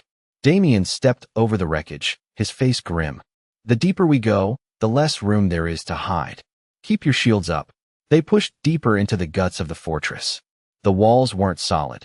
They were thousands of interlocking plates that groaned and shifted to adjust the internal temperature. The floor is moving, Kale whispered. He gripped his spear until his knuckles were white. The ground beneath them had begun to slide slowly to the left, a conveyor system meant for cargo. Keep your balance, Damien said. Don't let it distract you. Focus on the end of the hall. Suddenly, the violet light turned a harsh, strobing crimson. A low-pitched siren hummed through the floor. Damien slammed his back against a support pillar and pulled Zara into the recess. Security sweep, he hissed. At the far end of the hall, a blast door hissed open. A squad of Vexra sentinels, four-legged machines built for speed, came into the hallway. Their sensors weren't looking for heat. They were looking for movement. The Valari froze. One young warrior, panicked by the shifting floor, stumbled. The clatter of his shield against the metal echoed like a gunshot. The sentinels snapped their heads toward the sound, their eyes turning red as they locked on. Shields up, Damien roared. The machines charged. They were fast, but the hallway was narrow. Damien stepped out, his heavy shank catching the first sentinel under its sensor array and ripping the head clean off. Beside him, Zara and Kale formed a wall of shielding. The machines slammed into them. The alloy held. Vexra blades sparked against the surface but couldn't bite through. The Valari fought with a cramped ferocity, stabbing over the tops of their shields into the machine's joints. In seconds, the hall was a mess of sparking wires and black liquid. They know we're here, Damien said. We have to split up or they'll pin us. Zara, take Kale and the others to the ventilation bypass. I'll take the main shaft and draw their focus. Zara didn't argue. She gave Damien a quick, sharp nod and waved the group toward a side service tunnel. They disappeared into the dark, leaving Damien alone in the main corridor. He didn't wait. He started running toward the central hub, his boots echoing on the metal. He needed to be loud. He needed every sensor in this sector looking at him. He rounded a corner and stopped dead. The corridor opened into a massive, hollowed-out chamber that stretched down into the core of the mountain. In the center sat a vertical spire of pulsing violet energy. But it wasn't just machinery. He looked closer and saw the walls were lined with thousands of glass pods. Inside the pods weren't machines. They were Valari. Some were old, some were barely children. They weren't dead. They were suspended in a thick, glowing fluid, their bodies hooked into silver cables that pulsed in time with the fortress's heart. Damien felt a cold pit open in his stomach. The Vexra weren't just clearing the land. They were using the people as biological processors, stripping the electrical impulses from their nervous systems to power the harvester ships. You bastards, Damien hissed. The heart was a battery. Every light he'd seen, every machine he'd fought, was running on the stolen life of the tribe's ancestors and kin. It explained why the Vexra kept them in the caves. They were keeping the herd alive until they needed more fuel. A shadow fell over him. A massive, heavy-plated enforcer unit dropped from the ceiling, its mechanical weight buckling the floor grates. It was twice the size of a stalker, armed with twin thermal lances. It didn't make a sound as it leveled its weapons at his chest. Damien didn't move. He felt the heat of the lances charging up. He looked at the pods, then at the machine. The fear was gone, replaced by a pure white-hot rage that made his hands steady. My turn, he whispered. Damien ducked as the thermal lances hissed by him, the heat scorching the air where his head had been. He rolled, came up low, and drove his obsidian shank into the enforcer's knee joint. The dark metal sheared through the hydraulic lines. The machine tilted, its weight working against it. Damien didn't give it a second. He climbed the machine's back and slammed his blade into the neck seal, twisting until the violet light in its eyes flickered out. He jumped down, chest heaving. A door hissed open on the far side of the chamber. Zara and Kale burst through, followed by the rest of the fighters. They were covered in black liquid, but they were alive. Zara stopped, her eyes fixed on the rows of glass pods. "Great Mother," she whispered. The color drained from her face as she recognized the markings on one of the elders' pods.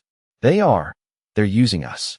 They're burning you like coal," Damien said, his voice flat and hard. The warriors looked around the room. The awe they had felt for the technology turned into a raw, jagged hatred. Kale gripped his spear so hard the wood groaned. The fear of the gods was officially dead. There was only the need to tear the place down. "Where's the main link?" Zara asked, her voice trembling with rage. Damien pointed to the central spire where the silver cables converged. "There. If we sever the main feeds, the system will overload. But the pods are integrated. If we just pull the plug, we might kill everyone inside." "We can't leave them like this," Kale said. "We won't," Damien replied. He looked at the command console overlooking the pit. "I'll override the life support to battery backup. It'll give us 5 minutes to blow the core and get as many out as we can. After that, this whole mountain is going up." He looked at this small battered army. They were standing in the center of their enemy's power, surrounded by their stolen kin. "Get ready," Damien said. "This is the end of the line." As he reached for the power console, a pulse round shattered the screen. Sentinels were already in the eastern corridor. "Change of plans," Damien yelled. "We do it manually." He wrenched the first override wheel. It turned hard as Damien put all his weight into it, venting out a hiss of pressure. He moved to the next row, forcing the mechanical locks while pulse fire scorched the air. "Kale, I need you to hold the door." Kale and the 10 warriors ran and slammed their shields together at the entrance. The sentinels hit the line, the metal impact echoing through the hall. Civilians spilled from the pods, shivering and paralyzed. "Zara, listen," Damien shouted as he moved toward the cooling intake. "We're splitting. You take 30 warriors. Get every one of these people through those floodgates." He pointed to the massive gates at the rear. "I'm jamming the intake to back up the water into the runoff pipes. It should wash everyone straight to the valley basin. It's the only way to move so many people before they're trapped." "And the rest of you?" Zara asked, her eyes on the door. "We are hitting the hangar. If we don't draw the sentinels to the ships, they'll follow you through the pipes and slaughter you at the bottom. We're the diversion. We meet once we all get to safety." Damien hammered his obsidian spike into the turbine gears. The floor groaned as the water pressure spiked upward. "Into the water," Zara commanded. She and the rest of the warriors began shoving the terrified civilians into the rushing runoff. A sentinel made it through Kale's line. Damien lunged before it could make it to the civilians, grabbing it with his hands and twisting its head until he heard the seal snap. He grabbed the power cords inside and ripped. "Kale, hold that door," Damien roared. "Nobody leaves for the hangar until the last one of them is in those floodgates." The last of the civilians vanished into the churning water. Zara looked back once, then dived in after them with the other warriors. The floodgates groaned under the backing up pressure. "They're clear," Damien shouted over the pulse fire. Kale and the 10 elites were shoved back by a surge of sentinels. The doorway was a mess of sparks and shattered metal. Damien's hands were empty. His obsidian spike was buried in the turbine gears to keep the water flowing. He ran toward the enforcer he destroyed earlier. A heavy obsidian-tipped lance lay trapped under its body. Damien gripped the hilt and wrenched it free. The weight was heavy, balanced for a Vexra's strength, but he adjusted his grip. He swung it in a low arc, shattering the leg of an advancing machine. "Kale, listen up," he yelled, shoving a sentinel back with the butt of the lance. "We aren't just running. We're taking a harvester. We hit the hangar, clear a ship, and fly it out of the mountain. It's the only way we beat the blast." Kale slammed his shield into a sentinel's chest. "The bay is 3 levels down. We'll be swamped in the stairwells." "Then we don't take the stairs," Damien said. He pointed to the heavy cargo lift used for moving pods. "We drop straight into the hangar. Clear the door." The Valari surged as a single wedge, spears punching through the joints of the sentinels, blocking the exit. Damien led the charge, using the reach of the captured thermal lance to keep the machines at bay. They reached the cargo lift.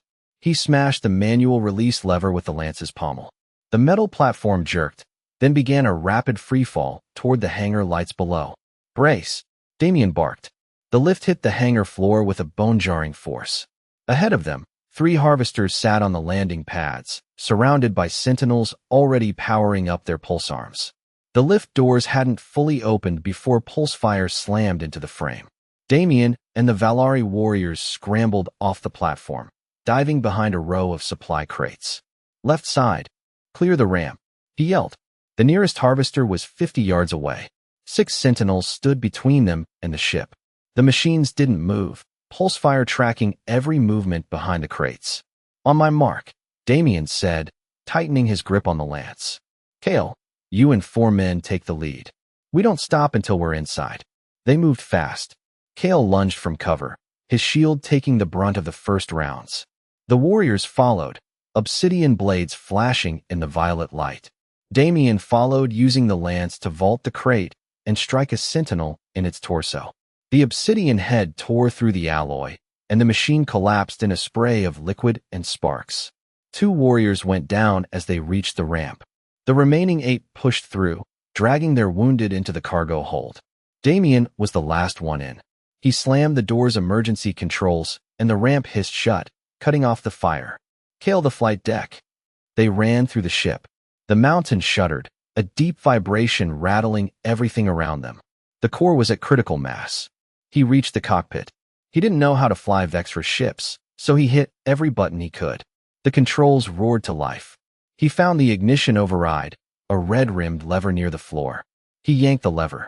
The harvester's engines roared, and the ship tore from its docking clamps. Outside, the heart began to tear itself apart. A wall of fire erupted from inside. Metal buckled as bolts snapped. The fortress was falling apart around them. He punched the thrusters, and the ship shot out the hangar bay just as the core detonated. The shock hit the back of the ship hard. The blast pushed them violently forward, sending the ship out of control. The harvester's cockpit warning lights were screaming. The shockwave from the core detonation had sheared off the secondary thrusters, and the ship was tumbling through the freezing mountain air. "Kale, grab the stabilizers." Damien roared, bracing his boots against the base of the pilot's seat. The hull groaned, twisting under the atmospheric pressure. Below them, the valley basin was a blurred expanse of white and gray. The engines were dead. They weren't flying. They were a falling brick of heavy metal. Damien grabbed the primary flight yoke. It was cold and unresponsive. He slammed his fist into the console, forcing a manual reset of the emergency flaps. The ship jerked, its nose pulling up just enough to stop the terminal spin. "We're going to hit," Kale yelled, his hands white-knuckled on the secondary controls. The blast from the mountain had leveled the surrounding forest. The massive shockwave had flattened everything for miles, turning the Vexra outposts into a gigantic crater of smoking debris. Damien saw the drainage plane ahead, a flat, muddy expanse flooded with the runoff from the pipes. "Brace for impact." The harvester clipped the top of a shattered ridge. The sound of tearing alloy filled the cabin. The ship slammed into the mud, skipping once before the nose buried itself in the freezing sludge. The viewport shattered, spraying composite glass across the deck as the world turned into a violent roar of motion, and then suddenly, dead silence. Damien pushed a jagged piece of the viewport off his chest. His lungs burned, and the air inside the cockpit tasted like burnt ozone and wet earth. He checked his movement. His ribs were bruised, but nothing felt snapped. "Kale, talk to me." A groan came from the floor. Kale pushed himself up, his face smeared with dark blood from a cut on his hairline. Behind them, in the cramped cargo hold, the 8 surviving elites were untangling themselves from the wreckage. 2 were unconscious, but the others were moving, clutching their obsidian spears. "Out. We get out now," Damien said, kicking the warped side hatch until it gave way. They tumbled onto the mud. The valley was unrecognizable. The blast had leveled the tree line, leaving a wasteland of splintered wood and scorched earth. The mountain behind them was a hollowed-out shell, smoke pouring from the massive wound where the hangar used to be. The flood zone was a mess of freezing waist-deep water. The runoff from the drainage pipes had turned the basin into a swamp. "Zara," Damien shouted. His voice felt thin against the massive silence of the valley. The Vexra units littered the ground. They weren't fighting. Some were twitching, their limbs jerking aimlessly, while others sat motionless as their internal power cells bled out. Without the hive mind, they were just hollow shells of alloy. Damien led the warriors through the sludge. They moved toward the base of the mountain where the runoff pipes emptied. The water was dark and choked with debris. There, Cale pointed. A group of figures was huddled against a ridge of upturned earth. Zara was standing at the edge of the water, her spear planted in the mud to keep her balance. She was soaked to the bone, her hair matted against her face, moving the shivering civilians on a higher ground. Damien didn't wait for the warriors. He broke into a run, his boots heavy with mud, pushing through the freezing water toward the center of the crowd. Zara saw him and froze. She dropped her spear, the heavy obsidian clattering against the wet alloy of a dead sentinel. Damien reached her and pulled her into him, his arms locking around her soaked shoulders. She buried her face in his neck, her breath shaky against his skin. "I thought the blast might have took you," she whispered, her hands wrapping around his face. "I thought you were gone." "Not yet," Damien said. He pulled back just enough to look at her. "I'm not leaving you behind."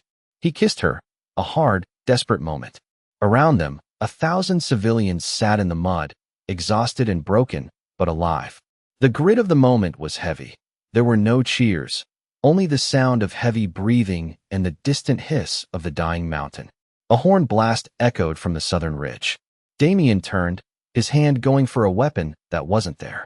Emerging from the tree line were the elders and the young warriors who had stayed behind. They stopped at the edge of the ridge, staring at the leveled wasteland and the massive crowd of survivors. Shouts broke the silence. The young warriors descended the slope at a run. When they realized the people in the mud were the lost ones they thought were gone, the air changed. Mothers found sons. Warriors found the families they thought were ash. The elders stood among the wreckage, their faces etched with shock. They looked at Damien, Zara, and the battered warriors who had walked into hell and back. "The Vexra are dying," Damien said as the elders approached. "But they aren't all dead yet. They have sensors overhead that are still active. We need to move." The elders nodded, their old eyes filled with a new, fierce light. Seeing the survivors had given them back their soul. "We take them to the caves," the eldest said. "We hold the line there." Damien looked at Zara. She took his hand, her fingers locking with his. The race was no longer just surviving. They were ready to reclaim what was theirs. The trek began in the purple light of a dying sun. 1,000 civilians, weakened by years in the pods, struggled through the mud and splintered timber. Damien and the warriors formed the outer screen, while the younger reinforcements took the flanks. "Keep them moving," Damien told Cale. "We lose the light, and we lose the trail. I can see in the night, but I can't be there in time to protect this many." The Vexra weren't organized anymore, but they were still dangerous. Dying patrols wandered the basin like ghosts.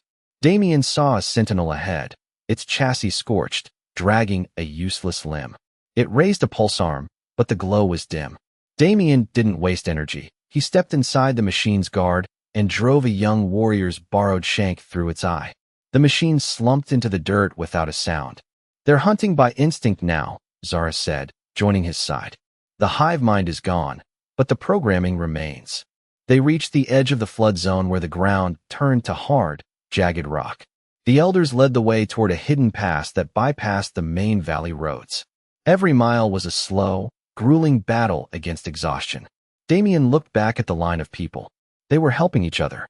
Stronger men carried the elderly. Women shared what little warmth they had with the children. It was a raw display of endurance. "How much further to the caves?" Damien asked. 2 miles of climbing," the eldest replied, his voice raspy but firm. "The hidden ones will hear us coming. They are already watching from the heights." The sky overhead flickered. A dying Vexra sensor drone buzzed low, its violet light scanning the column. Damien tracked it with his eyes. "If that thing relays our position, the remnants will swarm us," Damien muttered. "Then we make sure it doesn't," Zara said. She signaled 3 of her warriors. They slipped into the shadows of the rocks, moving to high ground to intercept any remaining airborne scouts. The narrow pass opened into a wide, sheltered shelf of the mountain. Fires flickered in the distance, tucked deep into the mouths of the caves. As the column approached, figures emerged from the dark. These were the Valari who had spent years cowering in the shadows of the earth, who were too scared to fight back. They didn't come out with weapons. They came out with lanterns and blankets. The silence of the march was broken by a single, piercing cry from the crowd. An old woman stumbled forward, her hands shaking as she reached for a man in the survivor line. He had been a prisoner in the heart for a decade. They collapsed into each other in the dirt, sobbing. The scene repeated over and over. Families torn apart by Vexra raids were being stitched back together in the freezing mud. The joy was heavy and loud, clashing with the grim exhaustion of the warriors. "Look at them," Zara said softly. She stood with Damien on a rocky outcrop, watching the reunions. They stopped believing this was possible. "Belief doesn't win wars," Damien said, though his voice was less sharp than usual. "But it keeps them walking." The elders of the hidden tribes approached. They bowed their heads to Damien and Zara, a gesture of respect that felt alien to a man who had been a lone soldier for so long. "We heard the mountain scream," one of the hidden leaders said. "We saw the sky turn blue. We thought it was the end of the world." "It was the end of their world," Damien replied. He looked toward the valley. The Vexra patrols were thinning, but the violet lights of a few stragglers still blinked in the distance. The hidden tribes brought out food, dried meat, and fermented grain. It wasn't much, but it was the first real meal many of the survivors had seen in years. Damien sat on a cold stone, finally letting the weight of it all set in. His body was screaming, but the sight of the people reclaiming their lives held the exhaustion at bay. Damien and Zara sat together on the edge of the high shelf, looking out over the dark valley. The fires of the caves glowed behind them, casting long shadows against the rock. For the first time, the constant hum of Vexra machinery was missing from the wind. "The elders are talking about the surface," Zara said, leaning her head against Damien's shoulder. "They want to build above the stone. They want to see the sun rise without a sensor net blocking the light."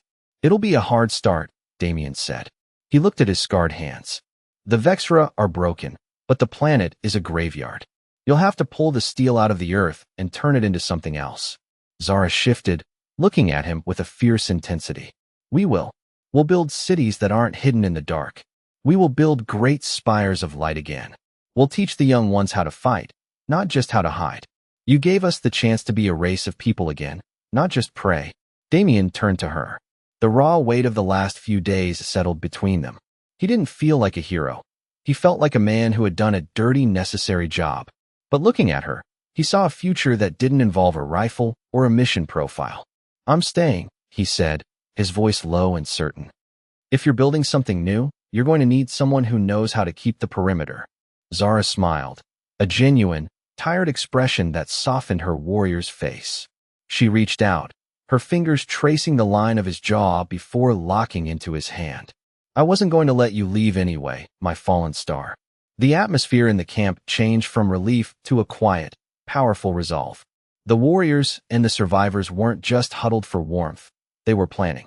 They were talking about the old lands and the fertile plains. As the first hint of a true dawn broke over the horizon, unclouded by Vexra interference, the Valari stood together. The turning point had passed.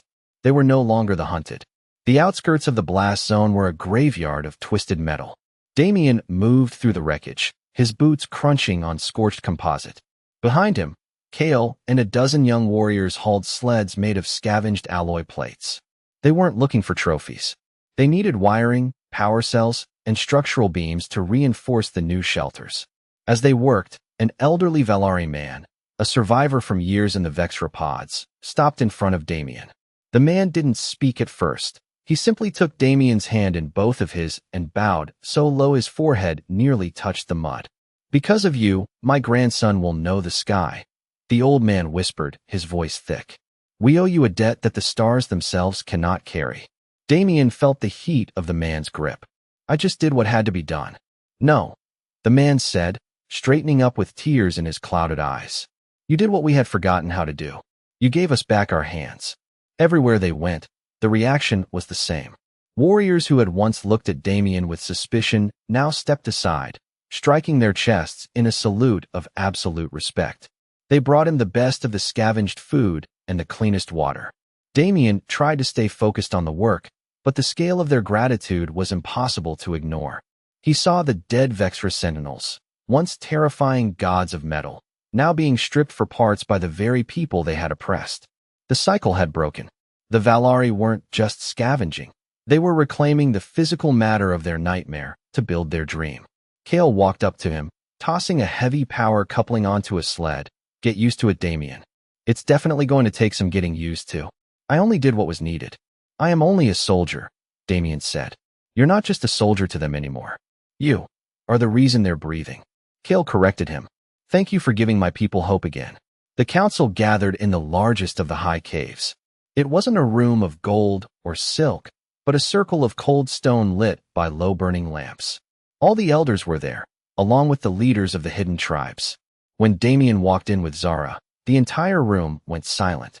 Every leader stood. The eldest of the council stepped forward. He didn't offer a seat. He offered a heavy obsidian medallion, carved with the crest of a free Valari. Damien, the elder said, his voice echoing off the jagged walls. We have spent generations watching our people fade. We saw the heart as an inevitable grave. You walked into that grave and tore the doors off.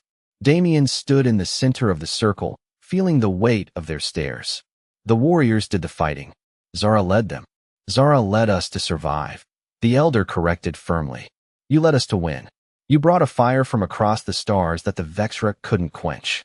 You took a broken, scattered race and made us a fist again. What you have done is not a small thing of war. It is the rebirth of a world. We acknowledge a debt that can never be repaid. Our blood, our land, and our future belong to the man who saved them. He held out the medallion. The people want you to lead. They want a king who knows the cost of freedom. Damien looked at the medallion, then at the faces of the elders. He saw the profound hope in their eyes, a deep, raw recognition of the man who had pulled them from the dirt. He reached out and closed the elder's hand back over the obsidian. I'm not a king, Damien said, his voice steady. I'm a soldier. You need leaders who know how to grow crops and build walls. I'll stay. I'll be your guardian. I'll watch the borders and train the young ones so that no one ever puts a collar on a Valari again. But the throne belongs to your people. A low murmur of respect rippled through the cave. They didn't push him. They understood.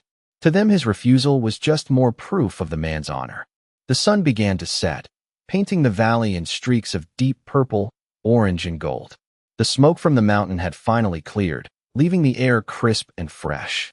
On a flat ridge overlooking the basin, the first stones of a new settlement had been laid.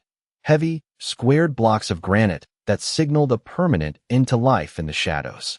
Damien stood at the edge of the drop, the spear the elders had given him, the sigil of a Valari warrior, planted in the dirt beside him. He heard the crunch of gravel and didn't have to turn to know it was Zara. She stepped up beside him, her shoulder brushing his. The elders are already arguing about where the main hall should go, she said, a small smile playing on her lips. It's a good sound, better than the silence of the caves. Damien looked at her. The grit of the war was still in the lines of her face, but her eyes were clear. They're happy, Zara. They have a reason to be. She turned to him, taking both of his hands in hers. The distance between them vanished. And you? Are you happy, Damien? I've spent my life looking for a reason to stop moving, he said, his voice raw. I think I found it. Zara stepped closer, her gaze locked on his. I love you. Not just for the war you won, or the people you saved. I love the man who stood by me when the world was ending. I was terrified I'd lose you to that blast, but seeing you walk out of that mud, it was the only thing that mattered. Damien pulled her in, his forehead resting against hers. I love you, Zara. I've fought for a lot of things, but I've never fought for a home until now. I'm not going anywhere. They stood together on the ridge as the first stars appeared, white points of light in a sky that finally belonged to the Valari once again. Below them, the fires of the new camp burned bright, a defiant spark against the dark. The Vexra were gone. The mountain was a tomb, and for the first time in 1,000 years, the world was quiet.